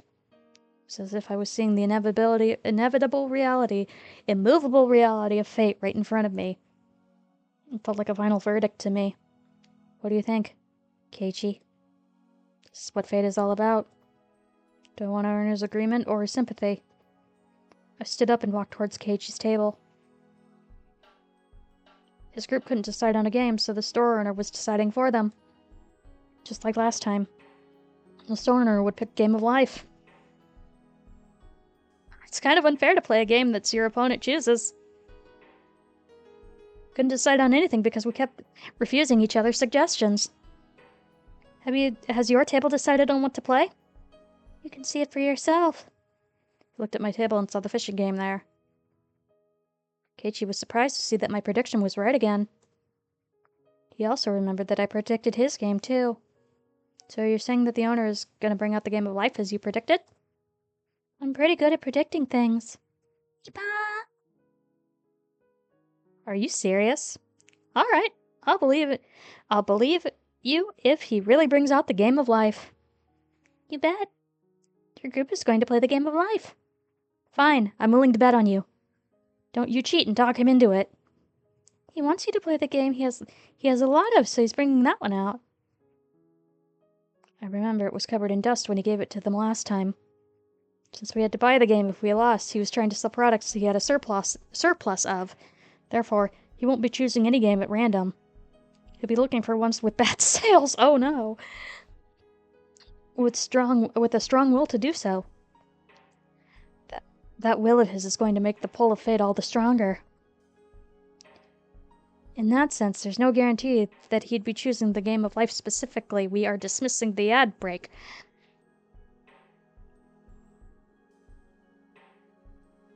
He might choose something else that's also overstocked. The owner finally reappeared with a box covered in dust. Wow. See? I told you so. He has the game of life box in his hands. There's part of me that hoped it wouldn't be the game of life. It tasted bitterness and betrayal, but the cynical part of me that expected it to happen found it amusing in a way. I felt like my personality was twisting more and more. Why'd you pick that game? Huh? Well, I just picked it at random. Found it in the pile of inventory I had in the back. It's not like I bought the most beat up one. When he heard that the owner chose the game randomly, Keiichi shrugged his shoulders in confusion. That must be his way of surrendering. Hey, Rika-chan? Is this really a prediction? Yeepa! Well, some old people of the village once told me that you were the reincarnation of Boyashiro-sama. They told me that you have special powers. They said your predictions are always accurate. Is that really true? I was surprised that Keiichi actually believed the superstitious stories he heard from the elderly villagers. I just know which is destined to happen. To make it clearer, it's because I've already witnessed this world once before. Damn. I can't even make fun of you. Keiichi seemed like he was just fooling around. He probably only thinks I'm goofing around and acting hauntily because of my random predictions all came true. I had hope for him. I thought the owner might bring a different game because Keiichi once had the power to change fate. But that didn't happen. I'm not surprised. But I felt betrayed again. It hurts. I won't bet. I won the bet. I speak to Keiichi sarcastically. I wanted him to understand that no one can change the path of fate. However, Keiichi did nothing but smile. Don't get carried away, Rika-chan. Don't just say that you can read the future. For a guy, words like destiny and fate mean a lot more than you think. They're not things you can figure out that easily. Beep! I had no idea what he was trying to say, but he made me nervous. It wasn't a scary feeling. No, it was closer to hope. You say it's fate that the owner would choose the game of life? I have to admit that your prediction was correct. But you also said something else. What did I say? You said I was fated to play it. Yes. It was indeed his fate. Fate can change sometimes with uncertainty in time. But the possibility that it would change in this situation was very slight. I doubted that anything would turn out differently. In that case, I'll change that fate. Eh? Keiichi stood up in a hurry. And then he started talking to Tomita and Okamura, his group members. I got him confused with Tomitake. Sorry, but I own that game at home. I know every little rule about it. What? Is that true? Yep. So that won't be a fair game for us to play. Sir, I'm sorry, but can you give us a different game? Sure. I'll bring you guys a different one. The owner picked up our game of life again and took it back to storage. As I remained there in shock, he returned with a game called Pop-Up Pirate. How about this one? Oh! That's the one where we stab the knife inside of the barrel. What do you guys think? This is a fair game, isn't it? Yeah, the rules are simple enough. Let's play that one. We got a deal now. We're going to play Pop-Up Pirate. Keiichi winked at me and I stood there with my mouth open. Looked like he had just forcibly changed my prediction. But for me, it's not that simple. It was supposed to be fate. That's why the owner brought up the game of life to their table. They were supposed to play that game. That's what happened last time. That's what's supposed to happen. He just changed fate right in front of my eyes like it was nothing. It's as if someone asked me to stand an egg on its end. And as I struggled to do so, Keiichi forcibly cracked that egg and made it stand up in front of me. I should have had a far greater power than Keiichi's, but why was I feeling so weak? Was it because I was trying to fight against a fate so I wouldn't get hurt? Because I was going with the flow without trying too hard? What was I thinking? You looked so bored just a few minutes ago. I know why. You didn't want to play the fishing game, did you? Yeah. I'm not going to hide it anymore. Then that's easy. So I'm a witch who's been living for more than 100 years. So I thought I was better than everyone just because I could see the paths of fate? That's stupid. I really am so stupid. Keiichi tapped me on the back. He was urging me to return to my table. The sensation of his touch filled my heart with emotion. I wasn't going to stand idly by anymore. I thought I couldn't cheat fate. I thought 2 weeks wasn't enough. But Keiichi just defied his fate in a matter of 5 minutes. I feel bad for the fishies when I play the fishing game. I want to play something else. The other people at my table looked at me with confused expressions. The reaction was scaring me. Right at that moment, I could feel that I was facing an impenetrable wall of fate. Even so, I had nothing to be scared of. Sure. What game do you want to play? We'll play whatever you want. They accepted my suggestion and gave up on the fishing game so easily. That's right. I used to be much more aggressive before. Before I became so tired and bitter and mean. I gave in to fate. But I'm not going to yield anymore. Keiichi taught me that. He didn't have any memories of his previous life, but Keiichi was still Keiichi. He'd never give in to fate. For the first time in a long while, I feel motivated to fight. If I want to, I can change destiny in 5 minutes. And I have 2 whole weeks to work with. I'm different now. I'm gonna fight against fate. Let's do our best. In contrast to my motivation, Hanyu was wearing a sad expression.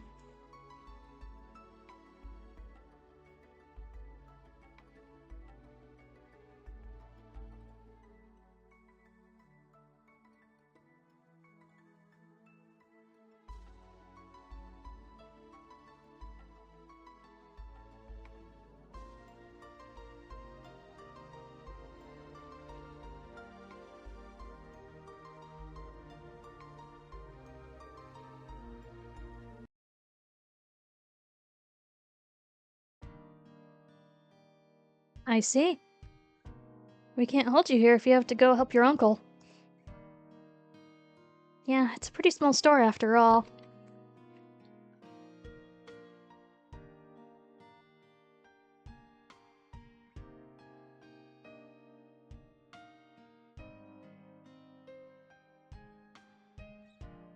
But you know, couldn't he have guessed that if he did a bargain sale, this place would be packed?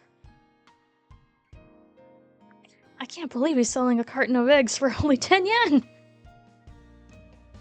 As we're getting ready to move on to the next stage, Mian got a call from work.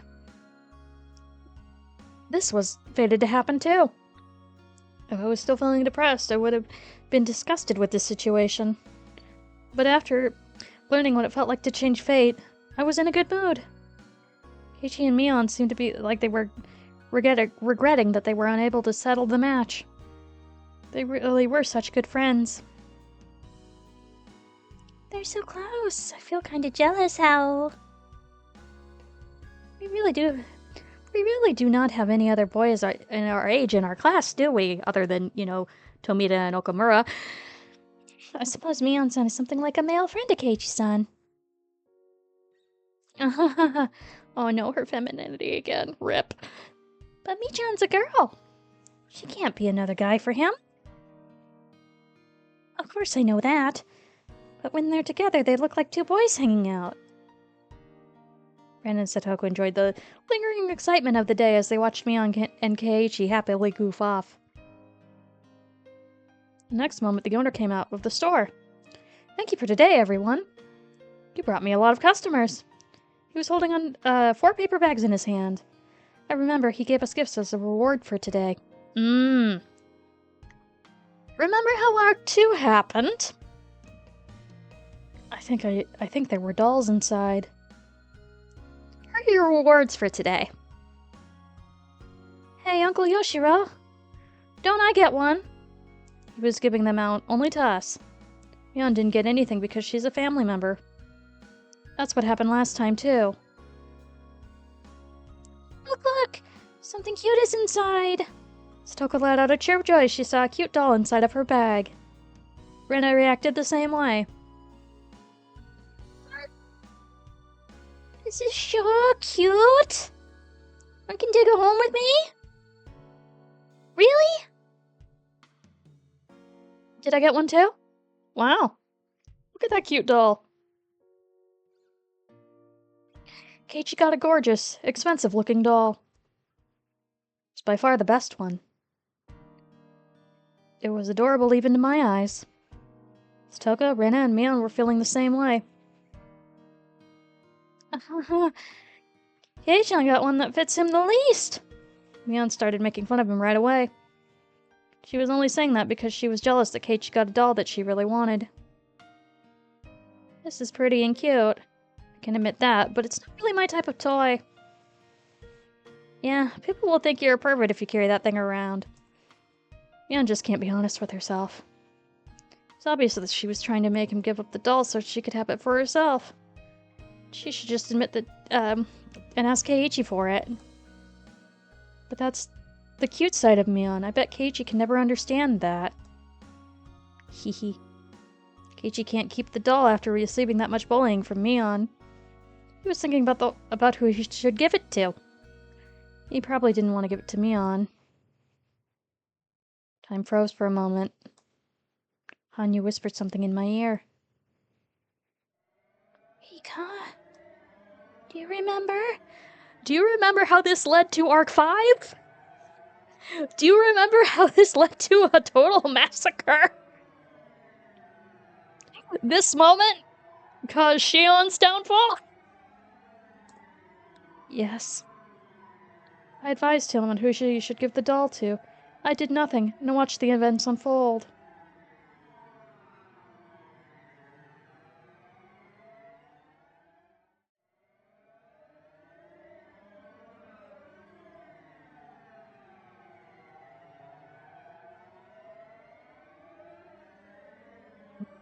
Oh, this is a choice. We have not had a choice in this. Here, we're saving. This is a kinetic novel, so the fact that this is a choice.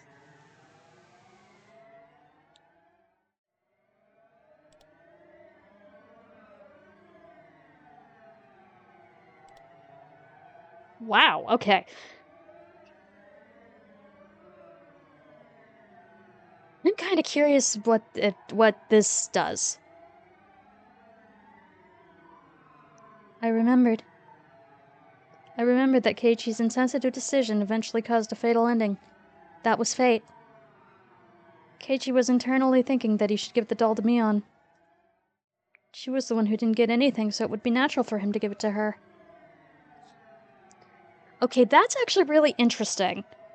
That it took the normal visual novel route of choices after Rika decides to fight fate.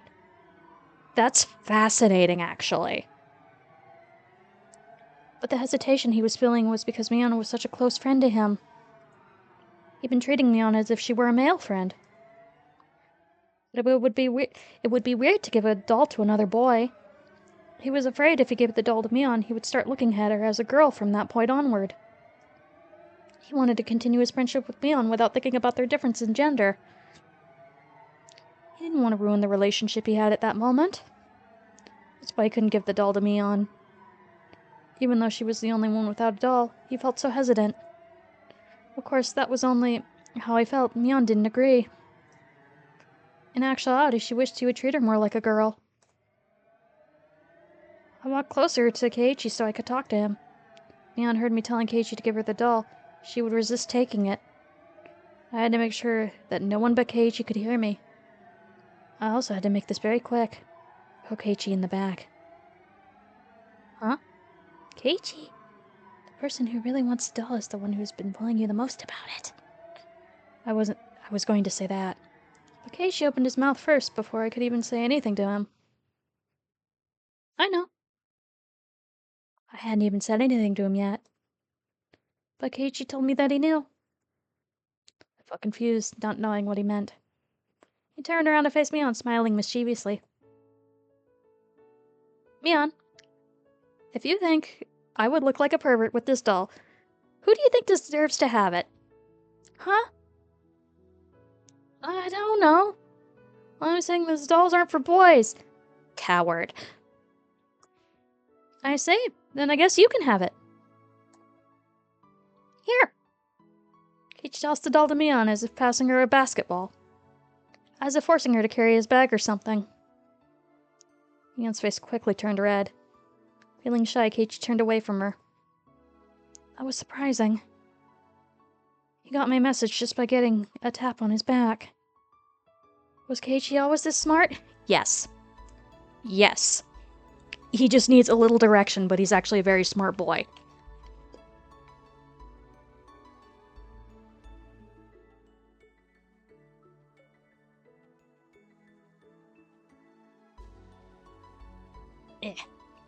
Top won't go back onto the water bottle. Just one tap was all it took. I don't think he would have done the same with the previous life. This was just a small incident, but this world is definitely different from the previous one. Or could it be? Perhaps he wouldn't give the doll to Mion if I didn't poke him in the back?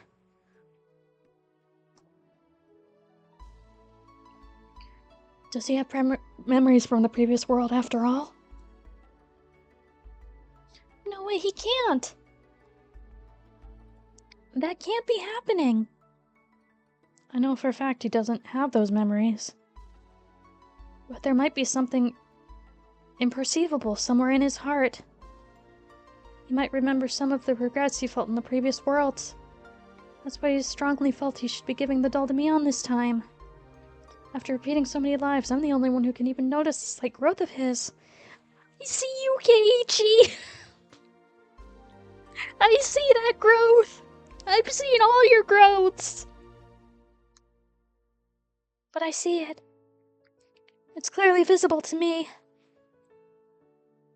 Mion, having turned red instead of insisted that the cute doll would be a much better fit for Rena.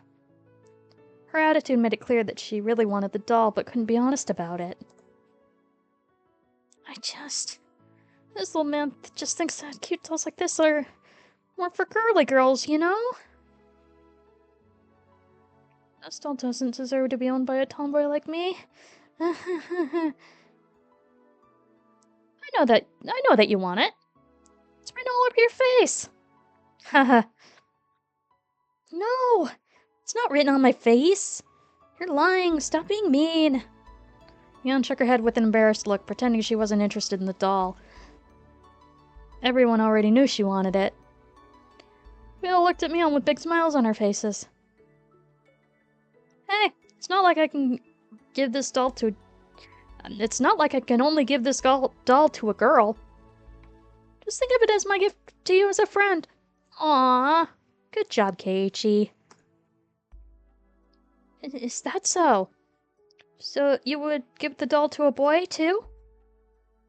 Well, I would choose something else if I had a choice. But anyway, guys would never reject a gift unless there's something shady going on. It's just me being generous. Why would you refuse it? Oh, so I can accept the doll even though I'm not a girly girl?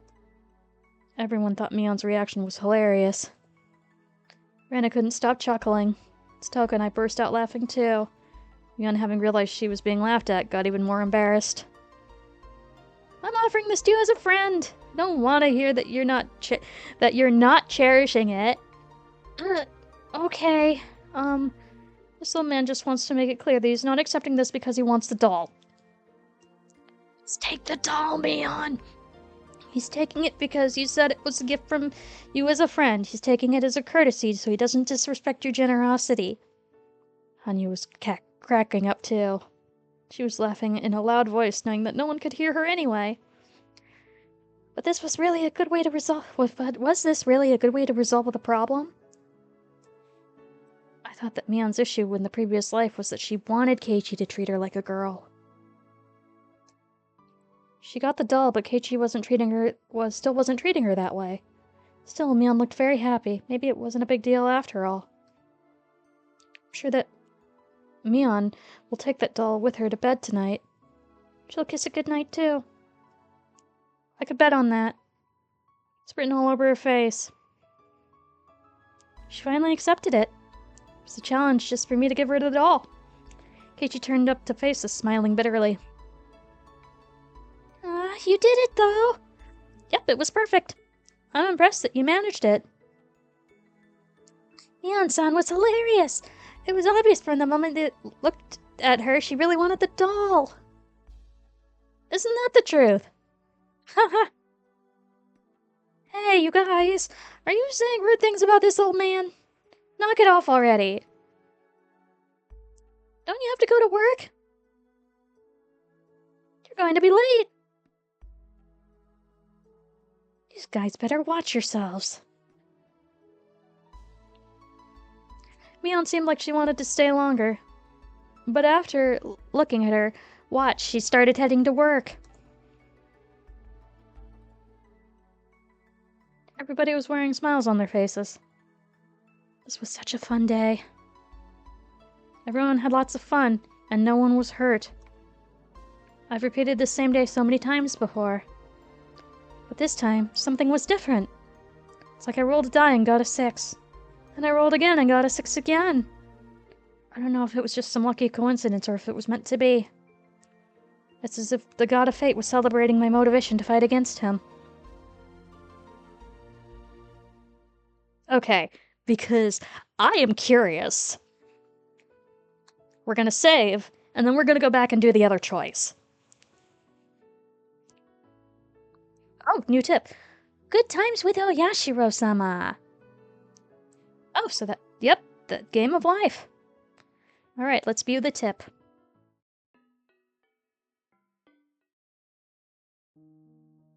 I was watching TV with Satoko and Hanyu after eating dinner. It was a variety show and the performers were making the audience laugh. We were laughing too. Ho ho ho ho. Look at you now. Oh well, but it looks so painful. Beep. Beep ha. While the three of us were enjoying ourselves in reality, there was only Satoko and me in the room. I'm the only one who can see Hanyu. Satoko can't see her at all. Hanyu responds every time Satoko says something. Satoko can't hear her, but Hanyu still responds to her when she's in a good mood. It's like she's answering a question asked on TV.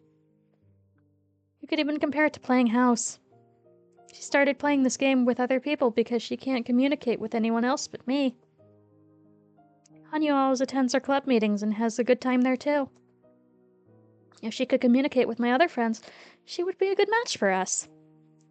But I don't want her to hurt her feelings by thinking about that.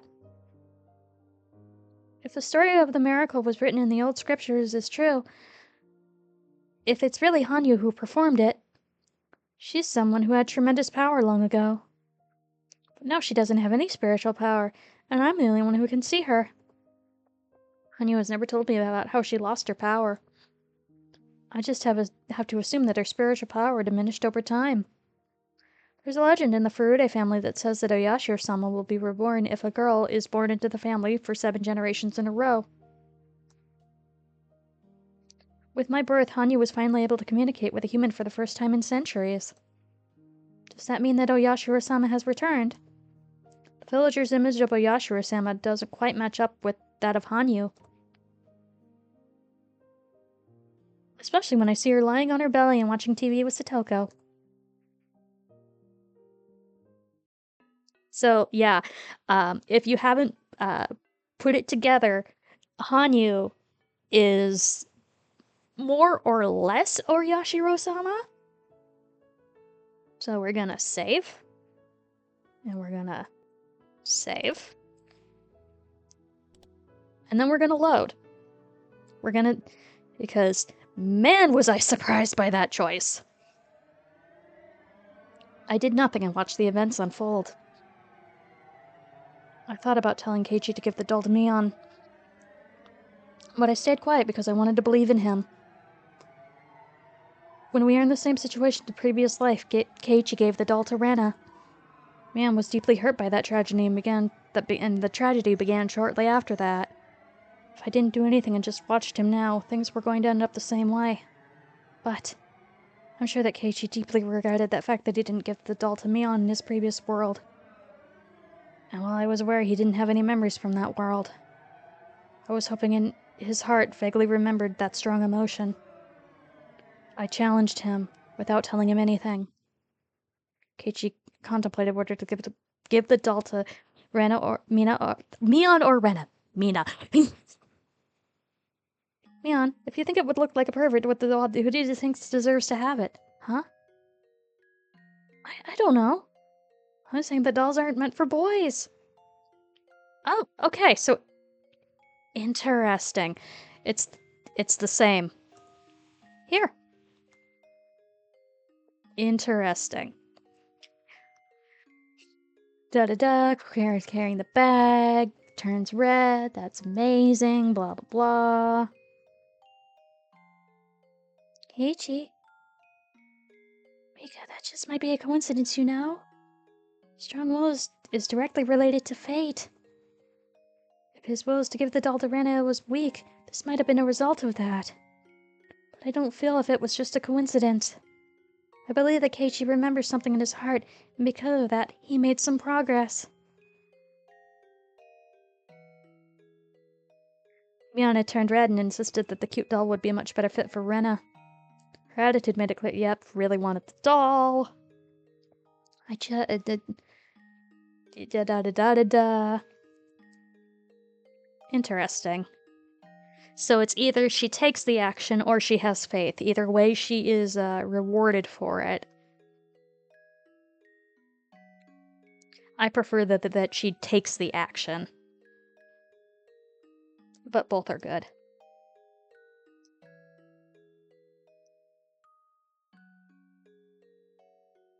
Alright, so let's load. Load.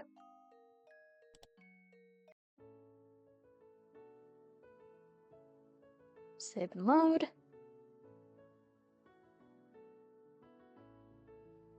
Save. Delete.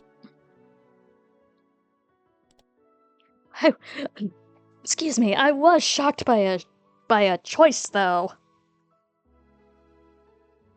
That was cool.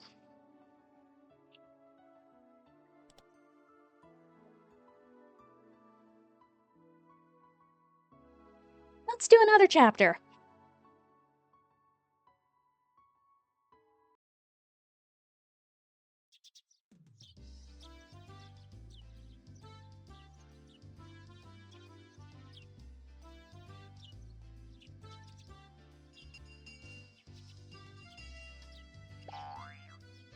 What?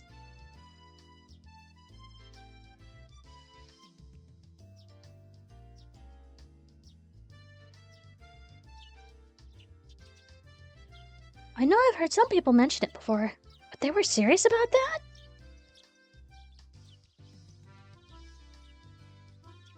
This world has always had a lot of nice suggestions, but they're mostly out of politeness, right? Just something you laugh off and reply, and that would be nice. Those ideas are generally end as jokes, so it's so crazy when they turn out they're real. Yeah, I'm serious. Uncle Yoshiro was giving you a ton of praise, too. He said it was amazing how well the pop-up pirate game went in the toy store yesterday. I had no idea that you could play that game like that. I should mention that some of the kids around my table wanted to play with you, too. Ichi is a genius when it comes to playing games. You know, I wasn't playing around, I was just giving it my all because I had no choice but to win. Okay, ad break.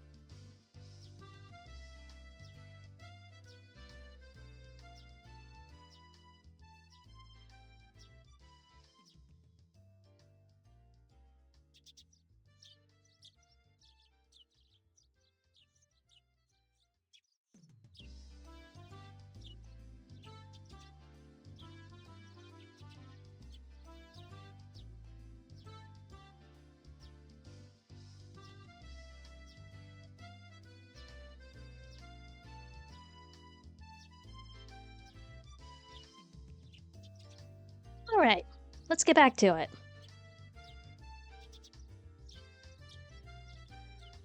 Oh my god, no. Wrong tab. I guess we made it look like a lot of fun for the audience, though. You definitely have a blast no matter what club activity you're doing, Keishin. Oh, hi, Shion!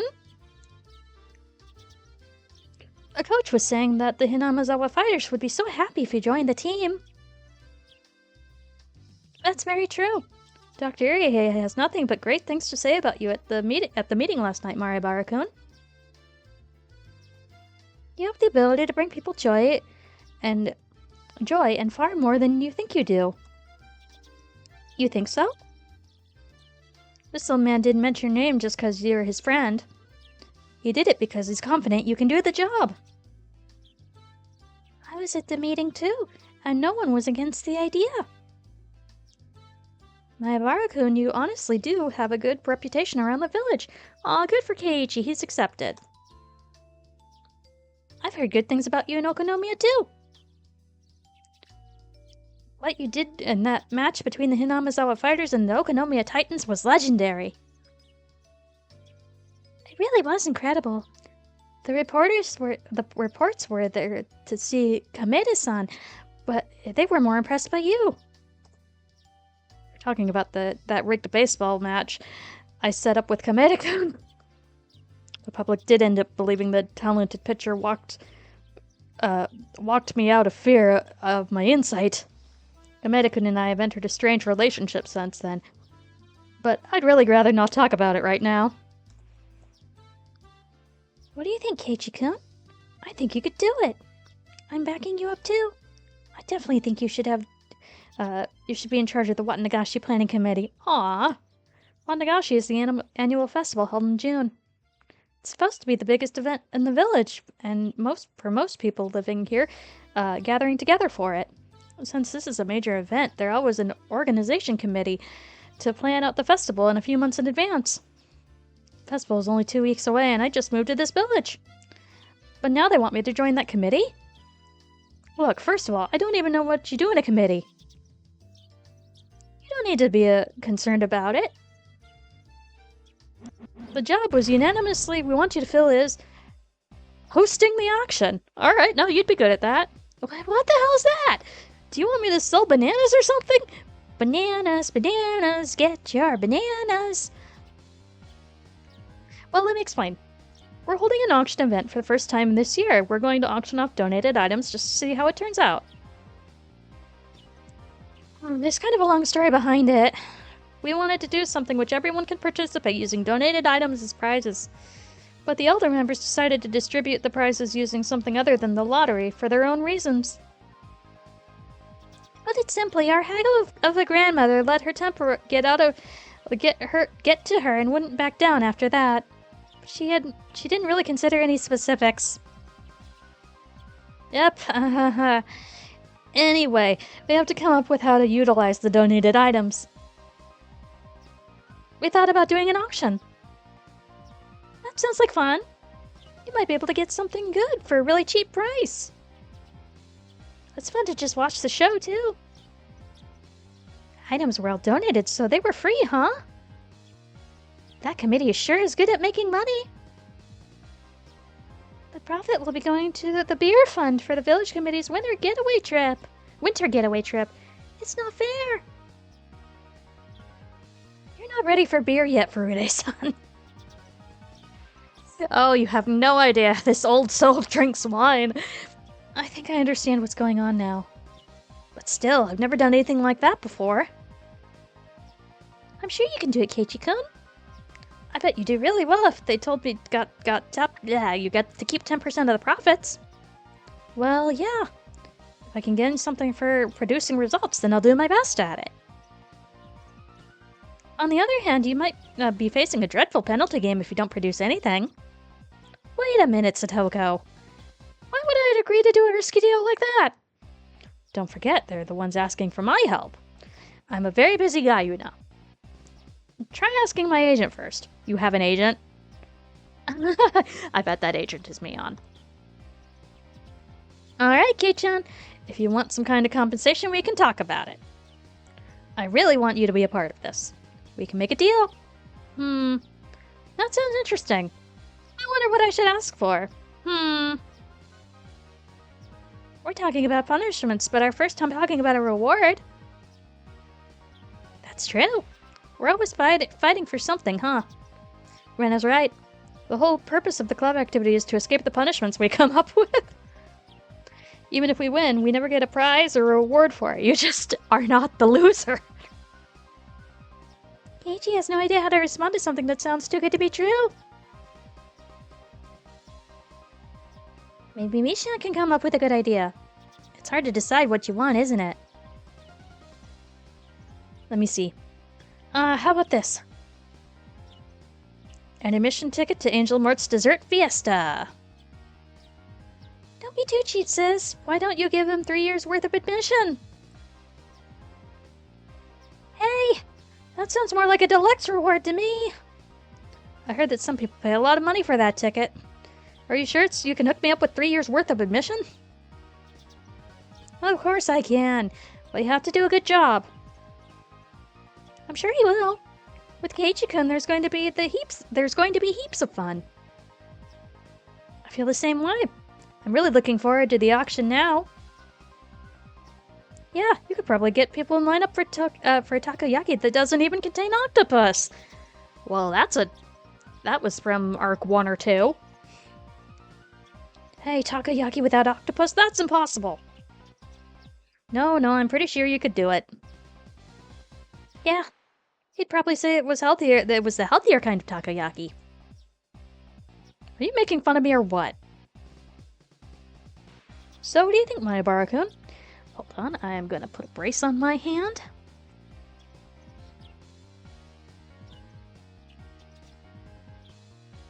Just so my clicking muscle does not get tired.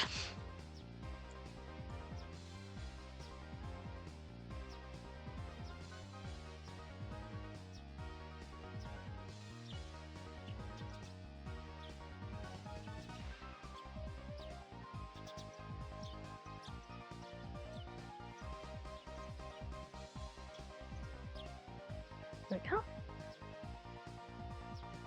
Alright, back to it.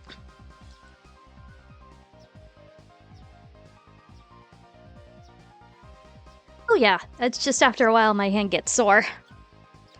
Not necessarily from like a painful, it's just kind of like, oh, it's tired. So what do you think, Mayabara-kun? I think you'll do a wonderful job. Chie-sensei was also in the committee.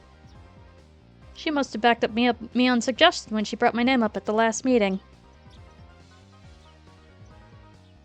I'd also love to see what kind of magic you can do. Yeehaw! A good audience always depends on how good of a speaker the host is. Sounds like it's going to be Keiichi Mayabara's big show. It'll be so much fun to watch. I haven't accepted the offer yet. Don't worry, Keiichi-kun, you can do it. You're saying that because you don't have to. Oh, that's not true. The principal suddenly opened his mouth. Mayabara-kun, in my opinion, you will do a fine job. As a man, isn't it your responsibility to meet people's expectations? If I had to, I'm sure I could do it. Mion has made me do so many different things for the club. I've learned a lot from that. Besides, this would be the first time I could get a reward without having to worry about the punishment. Should be fun, too. This was the first time so many people were counting on me like this. To be honest, it made me pretty happy. Still, I was worried about getting dragged into something that required a lot of work. I couldn't erase that thought from my mind. But I was in Hinamizawa. The people in this village would never do anything to betray me. They genuinely believed that it would do a lot to liven up their festival if I became the host of their auction. If only I had been here a short period of time, but I knew that the people here were honest and kind. Fine. As a man, I'm going to do it. I'll take care of it. Wait and see. I'll make this the greatest auction in the world! Don't forget to get me that Angel Mort pass. I'll make sure to do a good enough job that I'll deserve 10 years worth of tickets. Good for you, Kei-chan! Everybody gave me a round of applause. How many times has this happened in my life? Not once. This was the first time I'd ever been applauded. By the way, I'm surprised that no one disagreed with the suggestion at the meeting. There were lots of old people in the village committee.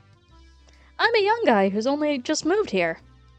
I've known for a while that Mion has a lot of influence locally, but I couldn't believe that everyone in the committee would just accept it like that.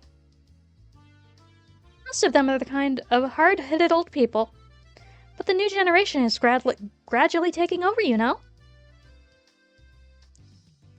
We won the damn conflict, and now we're aiming to build a new era and grow more and more prosperous. That's why we value the involvement of the young people, and people from outside the village, too. You're young and you're from the city. You also have a good reputation, so you're the perfect guy for this. I have a good reputation, huh? No idea why so many people have heard of me. It's something to do with Mi-chan's punishments, I think. Yes, you're that amusing kid. I knew it!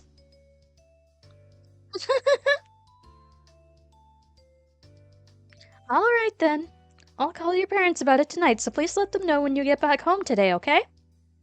I'm sure my parents will have no problem with it. They won't have any objections to raise, at least. They might ask me why my name was brought up, though. Chie-sensei and the principal went back to the teacher's office after the discussion ended. We were in the middle of lunch break at the moment. Chie-sensei and the principal had come along together. And Mion scared me by saying that they had something to talk about with me. My stomach wasn't digesting my lunch particularly well. Mayabara-san, I heard everything. Good for you. It's a big honor to be chosen for the village committee. Hey there, Tomita-kun, Okamoto-kun. I'd love to give that honor to you. No, thank you. I wouldn't be able to handle it. I realized the whole class was talking about me. They were saying how fun the Minagoroshi was going to be around and how high their expectations were for it. I might have taken on a huge responsibility. Oh no! I needed to do my best to succeed at it. By the way, I forgot something. My granny made tons of ohagi. She told me to give it to my classmates. Mion clapped her hands as she remembered and took out a box from her bag. Aw, it's the ohagi. She opened the lid, letting us see a bunch of ohagi neatly packed inside. Wow, there really are a lot. I think there might be enough for everyone in class to have one. Oh, it looks so yummy and cute. For some reason, my granny is very good at making ohagi. That's because, Sohei used to love them. Yeah, I heard my gramps used to like ohagi. Oh, that's cute, actually. He ate tons of them. For your grandma, ohagi is something that makes her remember your late grandpa, huh? You think so? I thought Gramps liked canned food. Hehehe. You don't like canned food, do you, Shion? What? Is that true? Why so? You don't want to know. It's because of the smell. I just don't like the smell of the metal. Oh, is that so? After always forcing me to eat my squash, it turns out you too have something you can't eat? Oh good, she's taking care of Satoko. To tell the truth, she hates canned food because... Hehehehe. Come on, sis. Don't you dare tell anyone. I don't know what's going on, but it seems Mion knows a secret about Shion. Tell it to us. Go on. The reason why Shion doesn't like canned food must have been something pretty funny. Two sisters battled for a while. Bap, bap, bap. The machine gun knee kick Mion launched from the closed quarters weren't that bad, but I don't think she expected Shion to land a capture suplex off of it. Guess Shion is the stronger of the two siblings. I'd rather tell you the truth than hear it from my sis. See, there's this bad guy named Kasai. He once told me, when I was still young and innocent, that there's sometimes human meat mixed in with the canned food. I've heard that urban legend like that before. Me too. Once I heard there was a dog meat mixed into the beef bowls and worms inside hamburgers. Are you quite serious? I can never eat beef bowls or burgers again after hearing something like that. You see, Satoko? It was that very traumatic thing for me. You have my sympathy, but I still have yet to forget about how you made me eat a full course of squash meal. You need to let go of that one. That meal was delicious. Because we're talking about this. I'm starting to get worried that there might be something mixed into the ohagi too. Oh no. Oh. Well, at least the ohagi I brought. You can't really be sure that there's nothing else inside. Hehehe. So yeah, this is how Arc 1 should have gone. Minus Shion if Keiichi had not been super paranoid. Ohagi that Mion brought. When you consider that, it's only natural to suspect that she probably did something to them. What's going on? I felt like I was forgetting something. But I don't remember anything that I was forgetting. It was like one of those deja vu moments. I'd never been in this situation, but my mind was telling me that I'd been here before. What's wrong, Keiichi? Nothing. I just felt like Mion giving me ohagi before. But this is the first time, right? Is it? Mi-chan. I think this is the first time. You must be mistaking it for something else. According to my memory, this is the first time Mion-san brought ohagi to school.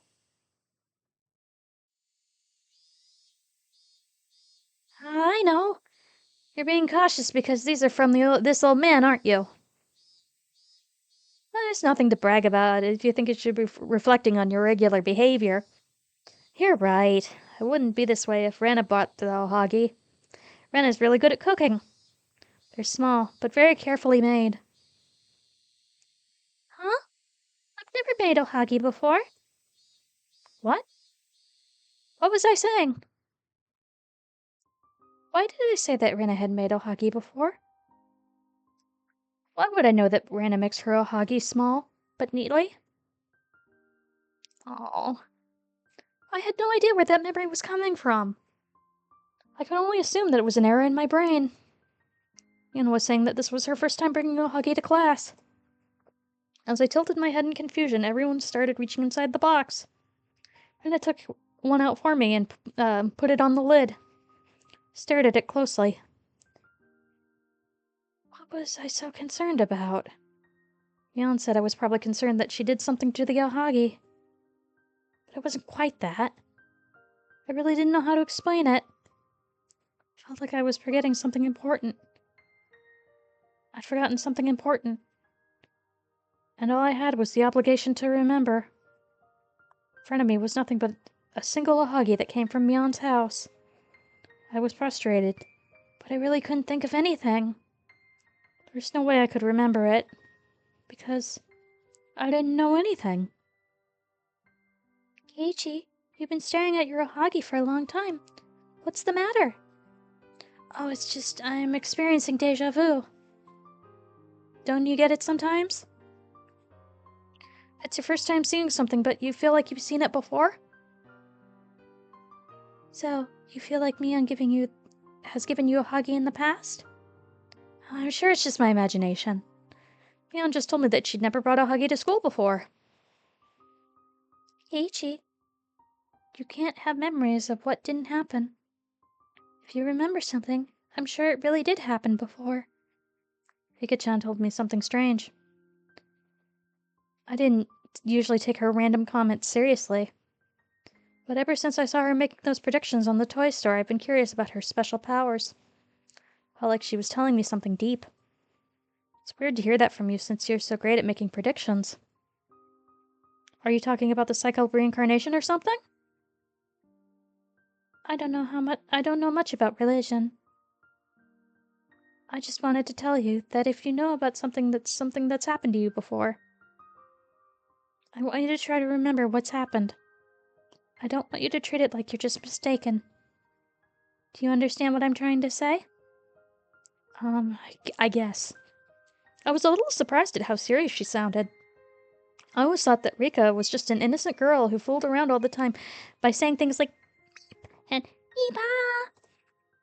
But all of a sudden, she seemed like a totally different girl. Was I supposed to take it as a joke?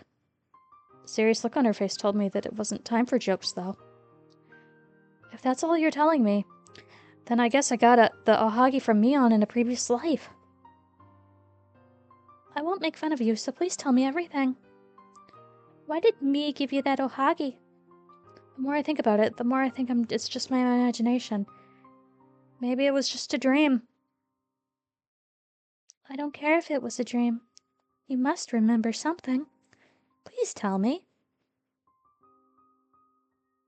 What's up with her? She seems so curious about it. I didn't think the story was that interesting. Her asking so much was making me uncomfortable. Still, something told me that I needed to talk to Rika-chan about everything I could. Maybe she could predict my future by reading my dreams. I should tell her everything. After all, she's the shrine maiden of Oyashiro-sama. Well, I think I skipped school that day. I had a cold or something. My memory was scattered all over my brain like powder. I could see myself standing in front of the door. Mion was there, and someone else was standing there too. I think it was Rena. Mion brought me ohagi so I could get better.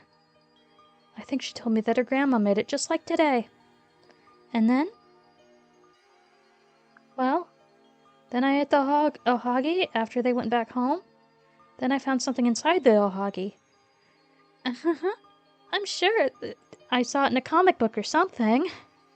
It mixed up my memory, but I'm sure I read it somewhere in some comic book. Because it can't be true. Keiichi, tell me what happened. What did you find inside the ohagi? Well, I read the scary comic book when I was little, and there was a sewing needle inside somebody's burger. You remember that Shion was saying just now? It can be traumatic to hear a story like that when you're young. I didn't remember much about that comic. I think it was about this girl who had an accident and held a grudge against the person who caused the injury on her face. It was a really cheap plot now that I think about it. But since I was still a little kid, that comic really scared me. In one chapter, the girl cast a curse on the guy's food. He eats the burger with sewing needles inside it, and he goes, "Oh yeah!" Something like that.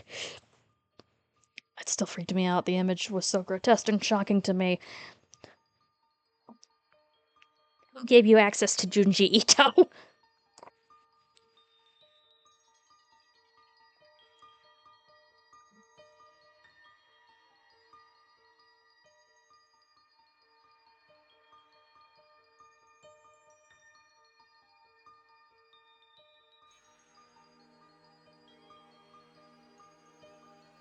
That grew into a kind of trauma, and for a while I searched for sewing needles in my food every time I ate something. Oh no!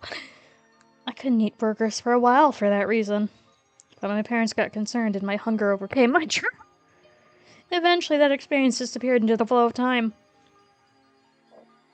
I'm still a little worried about sewing needles every once in a while. I don't think about it all the time, of course. It'd be pretty rude if I poked at my food while eating lunch with you guys, wouldn't it? Of course I know that nothing would actually be sewing needles inside of my food. But you're still a little scared? Well, maybe I am somewhere inside my heart. So, you saw sewing needles inside the ohagi that Mion gave you? You saw sewing needles inside of one. Yeah, I did. Inside that ohagi, there was a needle, just as I had feared. Why was I telling her about something that was just my imagination? Mion and Rena came to see me that day when I took off school and I was sick. That never happened, so obviously my brain was just making it up. Okay, so he does have a little bit of reoccurring memory. But I spoke to Rika-chan, because she said she wouldn't make fun of me. Are you afraid of the ohagi now? Do you feel like there might be a needle inside?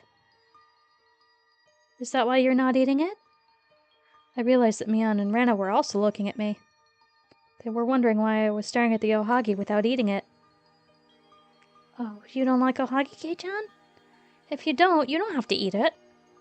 Mion was assuming that I didn't like ohagi. She felt bad for forcing me to eat something I didn't like. In turn, I felt guilty seeing the sad expression on her face. Sis, he must be convinced that you put something in it. I immediately denied Shion's remark. Aww. No one else would understand what I'm saying. Even I didn't know. No, I know for sure that there's no sewing needle inside the ohagi. A sewing needle?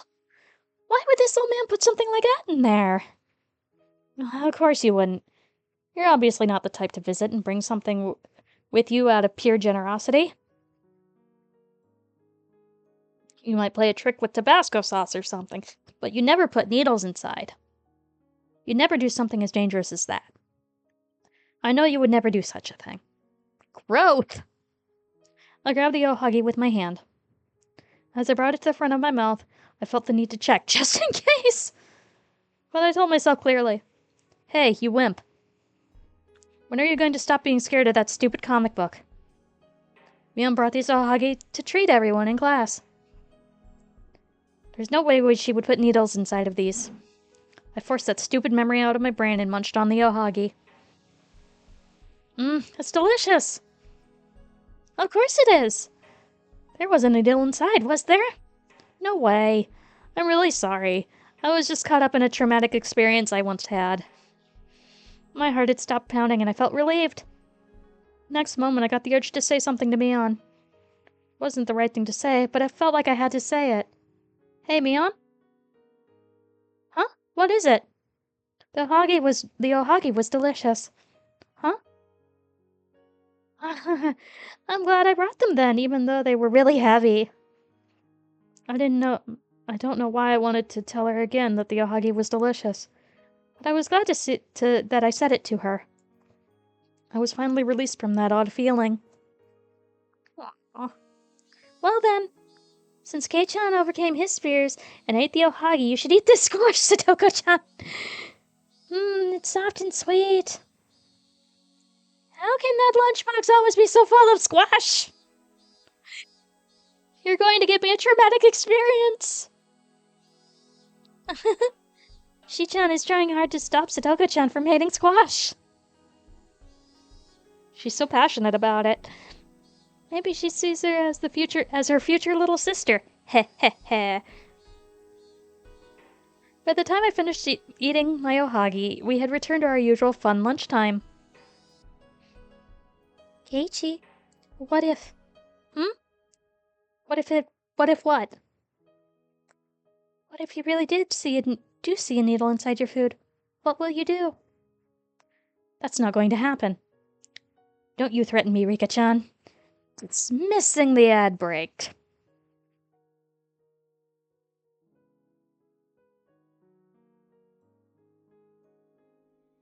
Keiichi, what if it really happens? Rika-chan looked at me with a serious face as I joke around. What's gotten you into her lately? Stop it. It's not going to happen and I don't believe it will. I just overcome my stupid trauma after all. That's why I made that firm statement. I understand. Keiichi. I'm sorry I'm asking you so much. If you see the needle inside your food, it's definitely some kind of mistake. Please don't ever believe that it's me's fault. You're just trying to tell me not to be suspicious of Mion, right? Of course I won't. I would never be suspicious of my friends. I raised my fist in the air. Rika-chan finally looked happy. She smiled as if she was relieved by my words. Aww. Growth!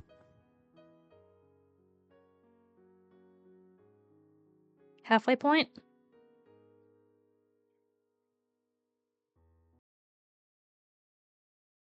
Halfway point.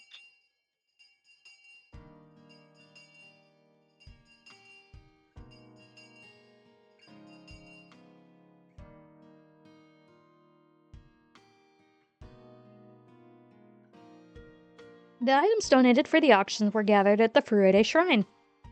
There's so much stuff here. I expected to see towels and old furniture, but there are way more things than that.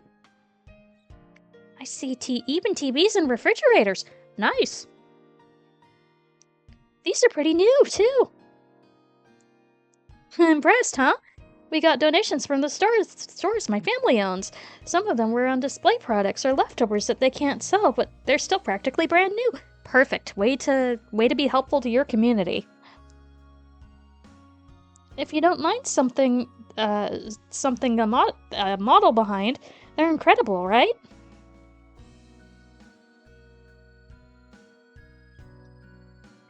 Mind something a model behind. Gotcha. See how Sun bleached the brand new sticker on these appliances? Makes me feel kind of sorry for them. No, Satoko, that's actually a big selling point. Even if it's a little faded, people feel better using brand new tools than they do items someone else used. Meep, youngsters these days sure are picky. I don't really care whether it's new or not. All I care about is the price. Mana-san, you seem interested in furniture. Are you thinking about living on your own or something? Oh yeah, they're redecorating the house. Oh no, my dad and I were just talking about redecorating the house. Man, new furniture is expensive, so I've been checking out these recycled ones. You're changing the furniture? That's quite a big deal. Yep. My dad finally found a job recently. Oh, good. So we kind of want to make a fresh start out of it. Your father found a new job? Rika-chan asked her. I was thinking the same thing. Did that mean Rena's father was unemployed until recently? Yeah. He didn't work for a whole year after he broke up with my mom. I was so upset. I was always telling him to go get a job already. Yeah. Rena explained that with her usual smile, so it took me a moment to realize how serious it was. if what she said was true, her parents were divorced, and she wasn't living in a very good family environment. Rena talked about it like it was nothing. Your mother and father broke up. Yep. They got divorced in Ibaraki. That's why my dad and I came back to Hinamizawa. My dad couldn't get over the divorce for a long time, though. He was always just sleeping or daydreaming. Divorces and breakups always wound deeper the more they loved their partner. It's not really a bad thing for your father to be hurt so much.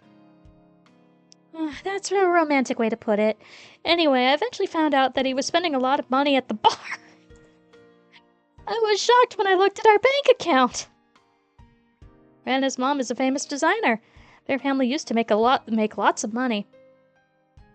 So her father gets lots of settlement money upon the divorce. That's why he was able to pay for their living expenses for a while. Perhaps that's why it took him so long to get back on track. That's true. If he had no money, he would have no choice but to work. He would have no time to be depressed if he kept himself busy. It's tough leaving an ordinary pattern of life. It can really mess up people's cycles. I understand because I was that way for a while after I left the academy. Staying at home like a hermit is the worst thing you can do. You're exactly right, Rika-chan. That's why I had a talk with him. We talked about his responsibilities as the head of the household and as a parent. Good for you, Rena! You're always looking like you're fooling around, but you're actually the most reliable person in this group. I'm impressed that you even spoke to your father like that. It wasn't that big of a deal. I was shocked at first. I found out my dad was spending his money on some lady. As his daughter, it really hurts to find that out. And then? What did you do? Well, it was no good to think about it on my own. I just kept thinking in a negative way. So I spoke to Michan about it. Oh, look at this growth! All I did was listen to her. Rena was the one who faced her problems and came up to the conclusion of talking with her dad about them. I didn't give her any advice. But that was the important thing. Talking to people about your problems can calm you down a lot.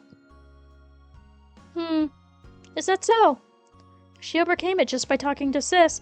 Maybe her problem wasn't that serious. Shion! That's not true, Shi-chan.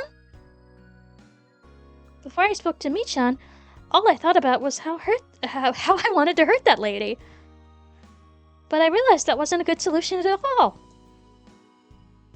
Talking it out with him was the important thing. So what happened after you spoke with him?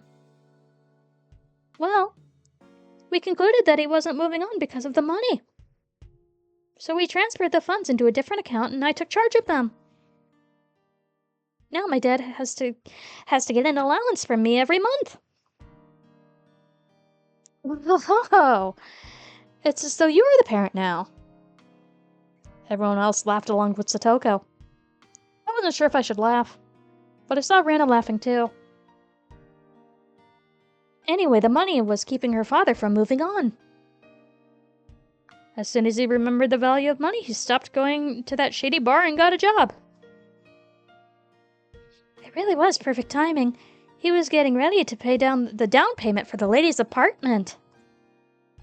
That would have been a mess.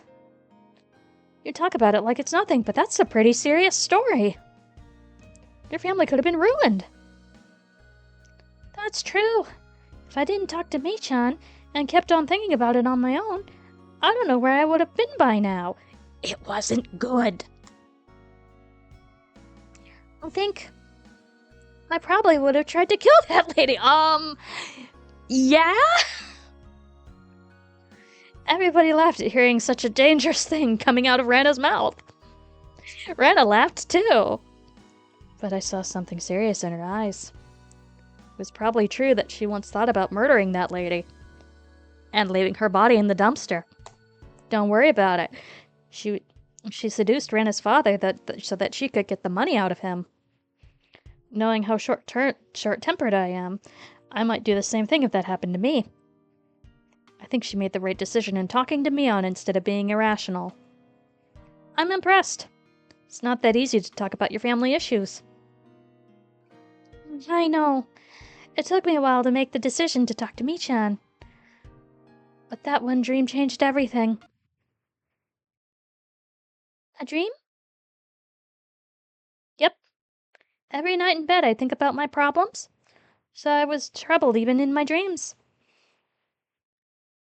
In my dreams I thought about what would happen to me if I didn't do anything. I don't know if what I saw was my imagination or a prediction of the future. In my dream, I saw that lady living with us in our home. This was the last arc. My dad and I don't smoke, but there was an ashtray in the living room. Futon in the guest room was now hers. In the bathroom, there was a toothbrush and shampoo I'd never choose to buy. It was an unusual sight. That must have been very difficult and disgusting situation. Satoko never told me, but I'd heard that she also lost her parents. I'd heard that she went through tough times when she was taken in by her aunt and uncle. Someone told me about that once. Satoko seemed to understand Rena's pain very well. Yes. It was a really disheartening situation. Eventually, I felt like I didn't belong there anymore. Then something urged me to kill her. That sounds really realistic for a dream. What happened after that? Then I realized I was a murderer. I didn't want anybody to find that out, and I stopped trusting anyone. I spent all day in the place at the place I buried her. I was afraid that if I left the place, someone would find out that I killed her. That's a nightmare. I'm glad that was just a dream for you. I don't know. I wonder if that was just a dream. I think I saw my future. That would have happened if I didn't do anything about this situation. I woke up the next morning shaking with fear. I felt like I smelled her perfume at my home. I wondered when the dream was going to come true. I was so afraid that it pushed me to talk to Michan. I remember Ren coming up to me telling me that she had a secret to tell me. I honestly thought she'd gotten a positive on a pregnancy test for a moment. I can talk about it like this now, but it was very serious then.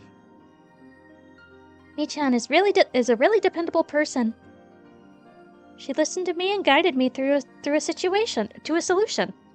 Eventually, we decided I needed to talk with him face to face. Perhaps it wasn't just a dream. You're right. I think it was a little more than that. Without that dream, it's possible that you never would have spoken to Mion. That could have changed your life dramatically. A dream, huh? Huh? You had dreams too, sis? Shion had said something in a small voice. Because remember, Mion is innocent. Only Mion picked up on what it was. I don't know what she said, but based on Mion's reaction, she must have said something serious. By the way, Shion usually went to a school in Okonomiya. However, she'd been coming to the school in Hinamizawa lately. I didn't know why she kind of chose to come this far, but she seemed to be having fun taking care of Satoko. I had no idea what brought Shion and Satoko together. Yeah, because you have no context for Satoshi. Wait, weren't they on bad terms once? Huh? Is that true? Were they always this close, or not? Now I know. It's important to talk to other people. We'll have fun in a normal way. We'll laugh together in a normal way. And we'll fall in love in a normal way. We won't doubt each other.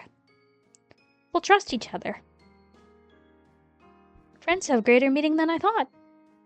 You can talk to them about anything. I finally came to realize that. You're right. You resolved not only your family issue, excuse me, but you also realized the importance of friendship. Yeah. If anyone's troubled by something, I want to help. I really do. I want everyone to think that they can talk to me about their problems. Meep. Rena is saying something very important right now. Rika-chan is right. We all nodded at her, without joking around. A moment later, we heard someone locking the door, and we were all surprised. The person didn't mean to lock the door. She must have locked it by accident, not knowing that it was already open. She turned the knob, thinking that it was now unlocked. Huh? Is anybody inside? The lady knocked on the door. I could hear several other people outside the door. Oh, sorry. Let me open it. Mion replied in a loud voice and walked toward the door. I heard her greeting the other ladies from the town council. Hey, will you guys lend a hand? What is it? I immediately saw why Mion called us over. People from the village committee had brought another donation. It was an old cupboard. We'd all helped carry it inside the room. As I walked through the door, I realized the Higurashi were starting to cry, taking over from the cicadas. I heard you're going to host the auction, Mayabara-kun. Everyone thinks you're the best man for the job. We're all looking forward to seeing your showmanship. Oh, haha. I'll do my best. Please don't expect too much from me. Sure, you say that. You're here today, so you can come up with an idea on how to sell these items. They have every reason to expect great things from you. I'll make sure I'm at my best then. The other lady smiled and told me they were looking forward to it. It hadn't been that long since I moved to this village. But even these people offered me a position of huge responsibility during the festival. So you could say that they've accepted me as a member of the village. Yay, no longer an outcast. I caused so much trouble when I lived where I lived before, I couldn't even go outside. But they're accepting me as a member of this village? I was so happy. I felt bad that I still hadn't learned all their names. But I was going to do my best to entertain the villagers who were supporting me. What are you going to do now, Mion-chan? Are you staying here? No, we're going home now. Right, Kei-chan? Yep. I got a good idea what we have here. I should be fine for now. I'm not interested in Minagoroshi, but I still want to see his auction. Maybe we'll come to the festival too. You absolutely must be there, Shion-san. It'll be great fun if we can all hang out together. I disagree. She lives in Okonomiya, she should go to the festival there. I think Shion should come. I think Mi-chan will prove entertaining if she does. Since most of us want her to be here, it's decided that she's going to come. You hear that, sis? You'll be my shadow for the day of the festival, so let's at least be nice to each other. I hate you, Shion. I hate you, Shion. I hate you, Shion. Whenever Mion says that, I know they're actually close. The more Mion tried to refuse her, the more it was obvious how close they really were. Right, let's go. Make sure you get everything. I'm turning out the lights now. We made sure we didn't leave anything inside and left the room. I looked around the shrine grounds while Mion locked the door. The big place will be filled with people on the day of the Watnagashi. These grounds are all going to be the site of the festival. Man, I can't even imagine the crowd. I'm really looking forward to it. There's going to be a lot of stalls, and they'll be packed with people. You'll be surprised, I think. I wish they'd quit being stingy and hold something every season instead of once a year. That reminds me, there's someone who visits every season. Huh? Who are you talking about? Oh, I know who you mean. Is that the photographer I met the other day, isn't it? What's his name? You know Tomitake Keiichi? That's right, it was Tomitake-san. I met him on my way back home. Rena and Mion told me about him. Despite his blurry frame, he's a fairly modest guy. Burly frame, he's a fairly modest guy. Comes here every year to take pictures, right? That's what he claims, at least. Oh. Whenever I see him, I feel like Watnagashi is close by. After Watnagashi, it's the beginning of summer. That's true. The cicadas are already crying because it's gotten hot early this year. I heard on TV that this year is unusual. It's something to do with the thing called global warming. Oh dear, it's only gotten worse, children. I love a hot summer. It's not a proper summer if it's cool. Speak for yourself, my dear. Yeah, I agree. I like the different climate of the seasons. Cool summers and warm winters disappoint me. We've gotta be as passionate as the hot summer, too. How many of us are going to be there at the festival? Is it going to be a Battle of the Six Evils event? Once again, we'll have a great Watnagashi this year. I agree. I hope we have lots of fun. Hey, Rena, don't you know? When Rika-chan says something like that, it's not just that it's what she hopes for. It's a prediction. Rika-chan is telling us that it's going to be great. It really is going to be great. That's our fate. Right, Rika-chan? Yes, that's our fate. Rika-chan smiled with a "Iba." Her smile assured me that the day of the Watnagashi was going to be a great one for us. The auction won't start right away, will it? Nah. It's going to be right before the ritual dance, so we'll have plenty of time to hang out together. Indeed. It's your first festival. You deserve to have fun. After Kei-chan's auction, we get to see Rika-chama's ritual dance. Sounds good to me.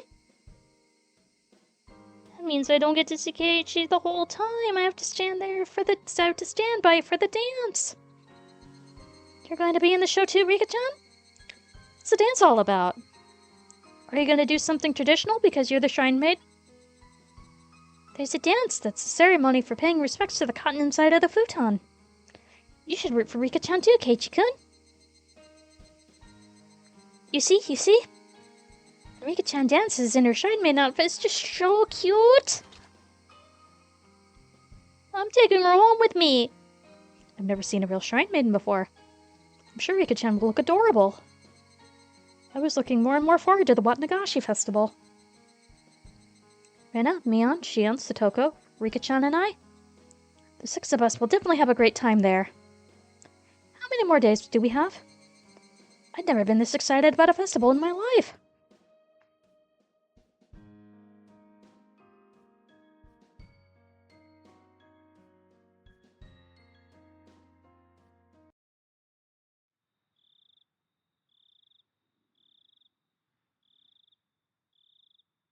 Toko's snoring sounded so subtle while I stood by the window. Satoko. I could tell that she was sound asleep. She snores so cutely. Hanyu laughs and tries to poke Satoko's nose. I looked up at the sky. Nothing was different about the moon, but the moonlight seemed warmer than usual to me.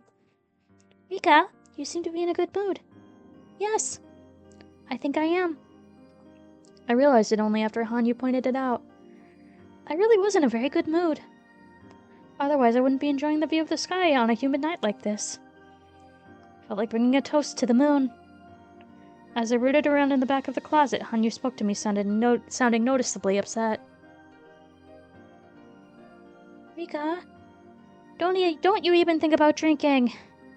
I deserve it. Just tonight. Hanyu doesn't like alcohol.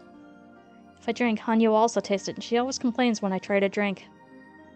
That's why I usually drink only when Hanyu is far away from me. Of course, she'll know right away when I do, but it's too late by then. No, you can't. You're too young to be drinking. It's my body. I'm gonna make my own decisions. No, I hate alcohol. You can't drink. I don't want to fight you tonight. I'll dilute it with orange juice so you can handle the taste. Is that a deal? Oh, that's not the point. I hate being drunk. So you can't drink. Hanyu jumped around and complained. She was making a lot of noise, right where Satoko was sleeping. Stop that, you're going to wake her up. No, I'm not. Remember, you're the only person who can hear me. Bleh. Just who do you think you are? I went to the refrigerator and took out a pack of orange juice and the spicy kimchi I usually use for punishment. Oh no. Hello? Let me ask you a question. Would you prefer if I ate this spicy kimchi to punish you? Or drink a sweet orange juice cocktail while enjoying the beautiful moon instead? Hanyu clenched her lips while jumping up and down, ready to burst into tears. She should be disciplined for being that noisy. But she never has been, since I'm the only one who can hear her. Besides, she's like air, so I can't even give her a spanking. Hanyu loves sweets, but she really hates spicy food. Rika, would you stop jumping around? Satoko woke up suddenly and I hid my glass in a hurry. Satoko doesn't know about my drinking habit. What time do you think it is? She fell asleep again after speaking. See, she was bothered by you jumping around like that. You're a nighttime nuisance. Oh, well. Just like that, I'm the only one who can see her. I'm usually the only person who can hear the noises she makes. However, that's not the case at all this time. Or not the case all the time. Hanyu doesn't exist in this world. Sometimes people can actually hear and feel her existence. Or does actually exist in this world. It doesn't happen too often, and most people think that they heard some random noise. Based on my experience, people who are in a critical condition like Satoko tend to hear her more often. So, yeah, those footsteps that Keiichi and Shion were hearing in their respective paranoia arcs, that's Hanyu. When I say critical condition, I mean those who have reached level 4 stage, as Irie would describe it. At that stage, there's nothing that can be done anymore. They will feel the existence and hear the noises of someone who they can't see. That would really mess up with their minds. Hanyu stopped jumping up and down and gave up as I started pouring the alcohol into my glass. I wasn't drinking because I wanted to be mean to Hanyu. In fact, I always wished she could enjoy it too. Poured a little bit of the wine inside the glass and diluted it with plenty of orange juice. In fact, the cocktail was pretty much all juice. I also put some crushed ice into the glass. With that, it looked like a real cocktail they'd serve at a bar. See, Hanyu? It's very diluted. I licked the edge of the glass to see how she'd react. I guess it's not that bad. Good, I'll be drinking this tonight. There's nothing to be afraid of anymore, alright? Hanyu had been scared of that kimchi punishment for a while. As I put it back inside of the refrigerator, she seemed relieved. I took the glass and headed back to the window. There was no breeze, but it seemed a little bit cooler. Hey, Hanyu? Do you feel that something is different this time? Are you talking about Keiichi and Rena? Shion too. Everyone remembers a little bit about their past. They seem to be using those memories to avoid their fatal mistakes. I don't think it would be surprising if this was happening individually, but I find it very strange that this is happening to everyone all at once. I know I often use board games as an example for fate, but I feel like this is the same lucky chance as rolling sixes on 3 dice. I think that's a good way to describe the sense that this is starting closest to your desired future words. But I don't think that's the miracle you've been waiting for. I know what she was trying to say. She was telling me not to expect too much. The die is designed to have 6 sides. It's not a miracle if I roll and I get a 6. The true miracle is when I roll it once but I get a 10, just like what happened with Keiichi in my previous life. In other words, a miracle is something that would normally never happen. Keiichi gave the doll to Mion. Rena spoke with her father. And Shion started taking care of Satoko after remembering her promise to Satoshi. That was all because they had those intentions somewhere in their hearts. It was only a side of the die that was engraved in there already. But still, even if you couldn't call the 3 dice rolling this miracle, it did mean good fortune. I'm sure it was God's way of celebrating you finally feeling motivated to change your fate. Heh. I thought you were one of the gods. Only treat me like a god when you're trying to tease me. I was just kidding, don't get upset. Anyway, that's why I'm in such a good mood tonight. I lifted up the glass of orange juice and gave a toast to the moon. Tasted like nothing but sweet orange juice. It was funny to see Hanyu making a happy face as I took a sip. I wonder if I can escape the depth of 1983 this time. If our goal is to escape from this board, then I don't think we'll ever have such a fortunate start again. No matter how hard I tried to prevent things from happening, there were some things I could never control. It's such a huge letdown when that happens. Even after trying so hard, something rendered my efforts infertile. No ad break. Refuse. I'd probably be wasting my time for so long because I was trying to escape that pain. For the first time in my life, then, I'd been blessed with a favorable situation. Everything seemed perfect in this world. There's no reason for me to be depressed. It's like the weather is perfect and the wind is blowing in just the right way. I failed to put my ship out to sea. There was nothing to pin the blame on it. I understood what Hanyu was trying to say with a concerned look on her face. If I didn't escape my death under this fortunate situation, I'd have to accept that my fate wasn't something that could be changed. This was the ideal world where all my friends overcame their problems. I was always in a depressing world, but this time the pieces of the puzzles matched. I could change my fate in this world. Then it was proof that I couldn't change it. If I couldn't change my fate in this world, then it was proof that I couldn't change my fate in any world. That was the ending I've been afraid for a long time. The loss of hope, and the death of my soul. Of the pair of us, I would probably be the one who would die. Hanyu would most likely remain there even if my spirit disappears. She must be afraid of being alone after I lose myself. That's why she's telling me not to expect too much. I bit down an ice chip inside of my mouth. It was pleasantly cold. Hanyu, I know we've been over this many times, but I want you to think about me again. Sure. You want to know why you're being murdered in 1983? Yes. A strong will becomes fate.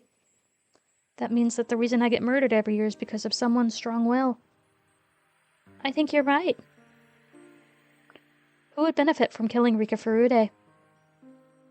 If that person has a strong will, it must be a clear motive for them doing so. It might sound odd coming from me, but I think most people like Rika Furude. I don't think any villager would have any motive to kill me. The people who live in this village are all fond of you. Thanks to you.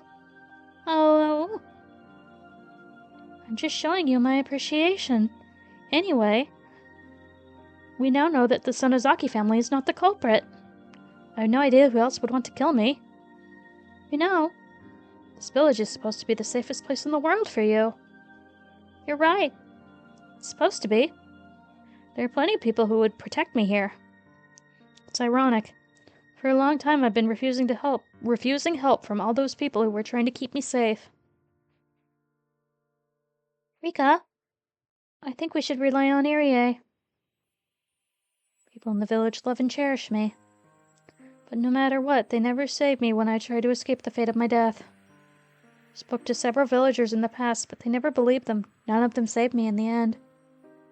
Probably didn't believe me because I have no idea who was trying to kill me and what their motive was. If I could explain that to people, people might be more accepting of my story. But there's nothing I can do about that. No one would believe a little girl saying she's going to be killed without rhyme or reason. All they think of me as is the reincarnation of Oyashiro-sama and the leader of the Furude family. They do cherish me, but they won't protect me with their lives. On the other hand, Irie and his people are totally different. They realize how special I am, and they want to try to make sure that nothing happens to me. If I confessed to them that my life was in danger, I'm sure they would do their best to prevent it. They all have the means to protect me from a violent end. However, none of it really worked in the past. It's not that they're unreliable. It's because Takano is the one responsible for protecting me and also gets killed on the same day every time. In other words, asking for her help was completely useless. She's very reliable, but she also isn't. It's ironic that I'm the only one who knows the reason why they can never save me. I wonder if it's just the murderer's plan. Tomitake and Takano get killed because they're my guardians, and I get killed after that. I think Takano's death is definitely related to your own. If it's the same fate, if the same suspect is killing them for the same motives, I might be able to alter my own outcome by preventing their deaths. I don't know if you can remember, but we've tried that once before. The deaths of Takano and Tomitake mean the loss of my protection. Because the two of them died, the suspect is able to kill me. That's why I've tried to prevent their deaths somehow. But they never believed me. I tried so hard to persuade them, but they didn't listen. I eventually gave up and just thought of their deaths as fated to happen. It's the same hopeless feeling I used when I was towards my parents when I was able to go further back in time. When I found out their death was inevitable, I lost interest in them. Oof! After all the time had passed, I'd forgotten how hard I used to try to prevent my parents' deaths. Besides, I thought you hated Arie and his people. Yeah. They look at us as nothing more than their guinea pigs. I support them so I can help Satoko. But it disgusts me to think they're only using me as a test subject. I've been resenting Arie for that reason. Still, I should try to get closer to him. After all, he's the only person who understands how important I am. He's the main person I should be talking to, and he has the most potential for protecting me. Can't avoid seeking help from him just because I don't like him. I've asked him for help several times before, but Tomitake and Takano get murdered. Even so, and it ruins everything. After their deaths, Arie panics and becomes useless. That's why I gave up on seeking help from him. But in this world, I've been blessed with a positive situation. We'll never have this lucky start as this again. It's the best chance I've got, so I should give it my best shot. I really don't like him at all. But he's not a bad person. I should respect him more. You don't have to. He's serious about helping Satoko, and he's not as much of a mad scientist as I'm inclined to think. He's just weird. He has interesting tastes, and should probably not be around children. Takano is a strange person too, but she is also someone who can give me support. But she thinks I'm only her guinea pig. That's why I don't really want her to help. Tomitake is more reliable than Takano, but the biggest problem he only ever visits the village a few times a year. On top of that, he always dies before I get killed, so he can never help me. However, they really are the people I should be talking to.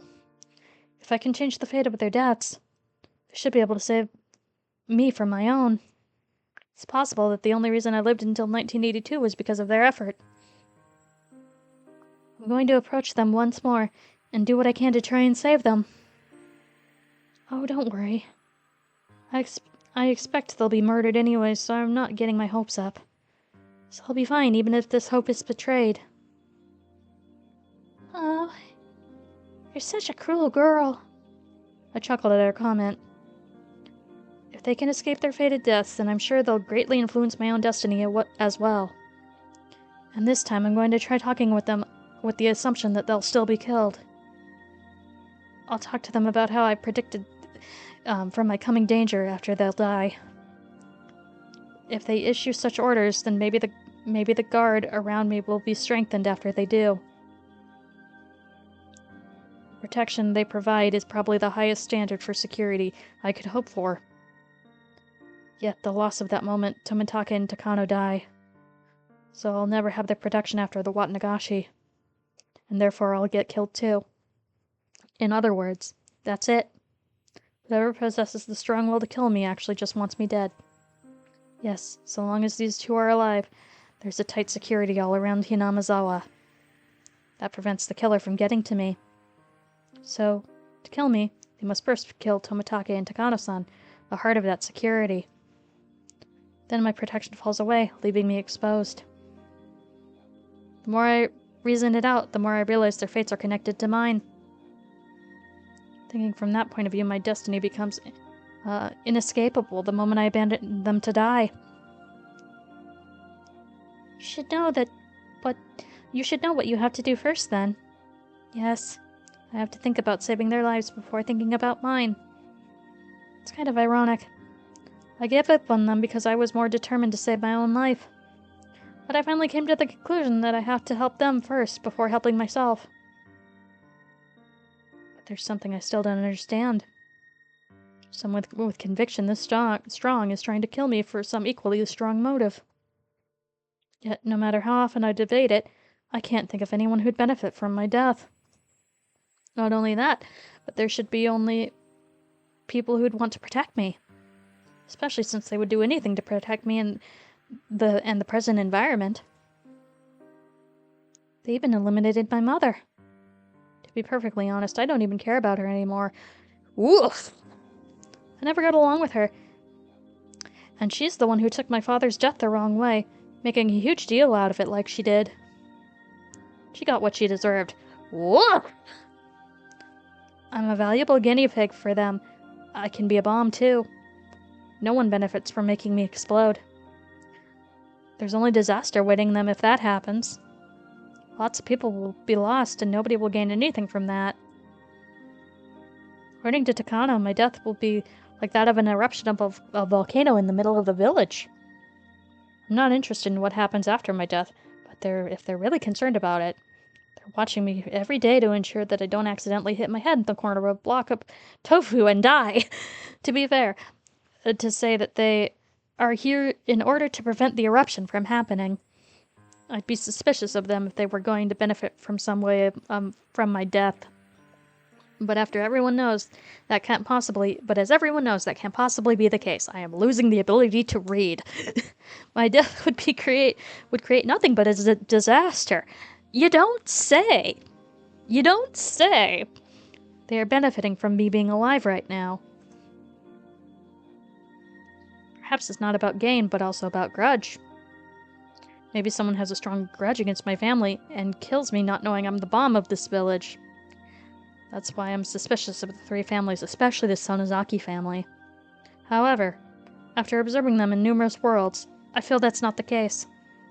I felt that in several lives, but it always had something to do with the incident with Keiichi and the doll. It's clear that there's nothing going on between the Sonozaki family and mine. In that case, it must be some religious fanatic. If it's not about profit or a grudge, it might be about something who's secretly a deranged cultist. We've already had a series of murders 4 years in a row under the name of Oyashiro-sama's curse.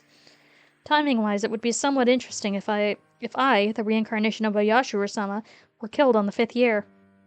I couldn't stand to be murdered in such a whimsical reason, but such a motive seems fitting. Ironically, I would have suspected Takano if that's the case. She's well known for being an eccentric researcher of local histories. She's only interested in the village history because she already knows who I am. She's doing research based on the notion that I'm important. So she should have no reason to kill me. She would desire to keep me as close to her as a research sample. It's hard to believe she would kill her favorite toy.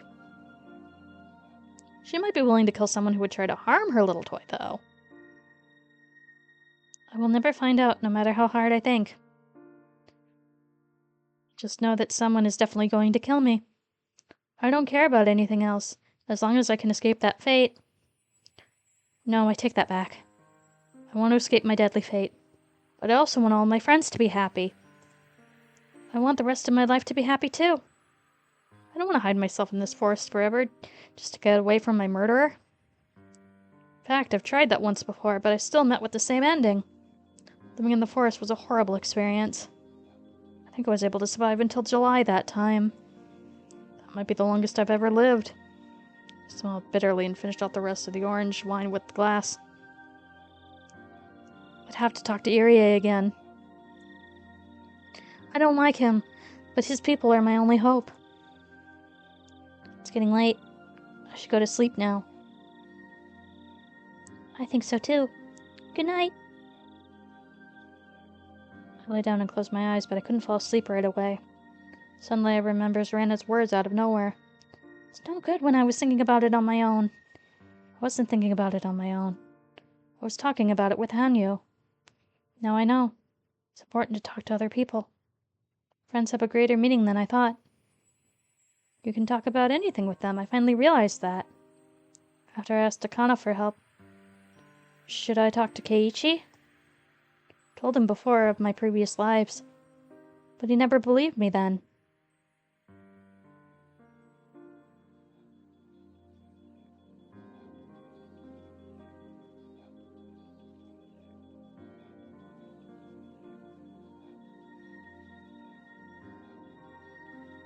Two of us. Alright, let's finish this tip. The whodunit? The wine bottle, that's great.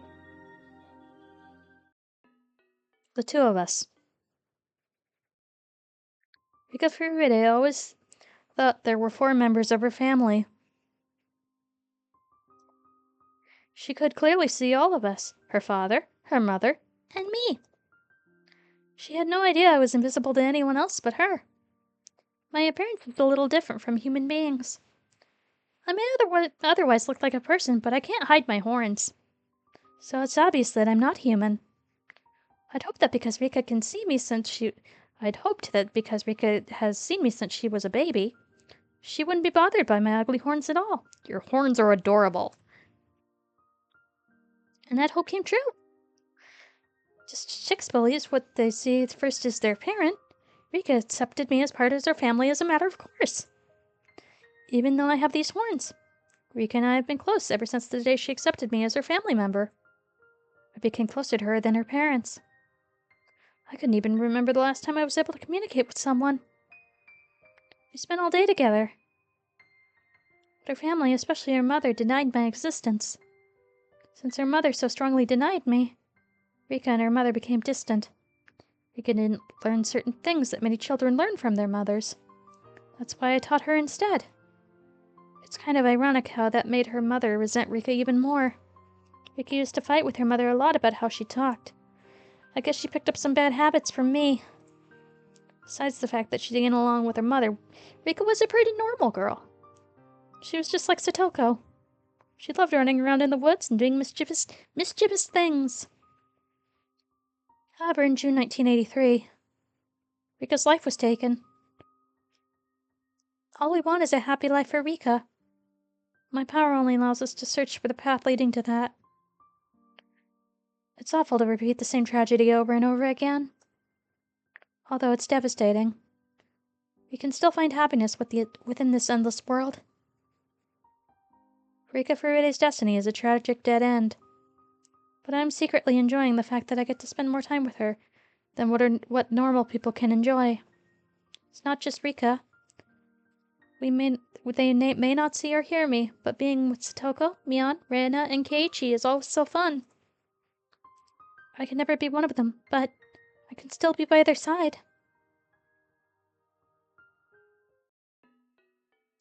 Hanyu's actually one of my favorite characters. But I wanted to keep her existence quiet until we actually saw her in the story. End of chapter 3! Yay, progress! Alright, and with that, I'm gonna find somebody to raid. Thank you all for coming. I hope that was an enjoyable little story time. I really do love this series. I love it so much.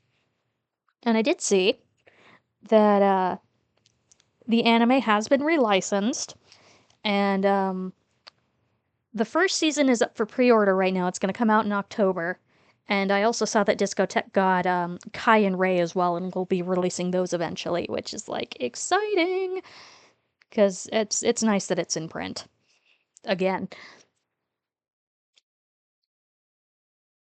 All right. I love all four of you, by the way. Hi, Liv. Thank you.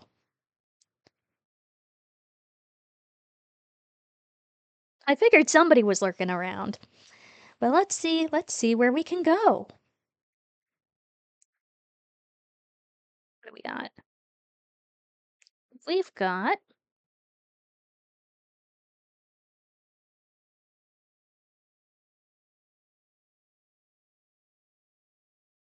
You know what? JQ just went live again. We're gonna revenge raid JQ.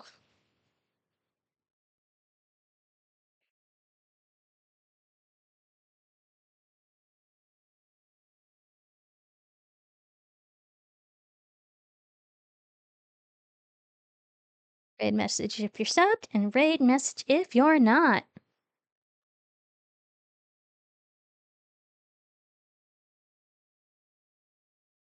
All right. Have fun.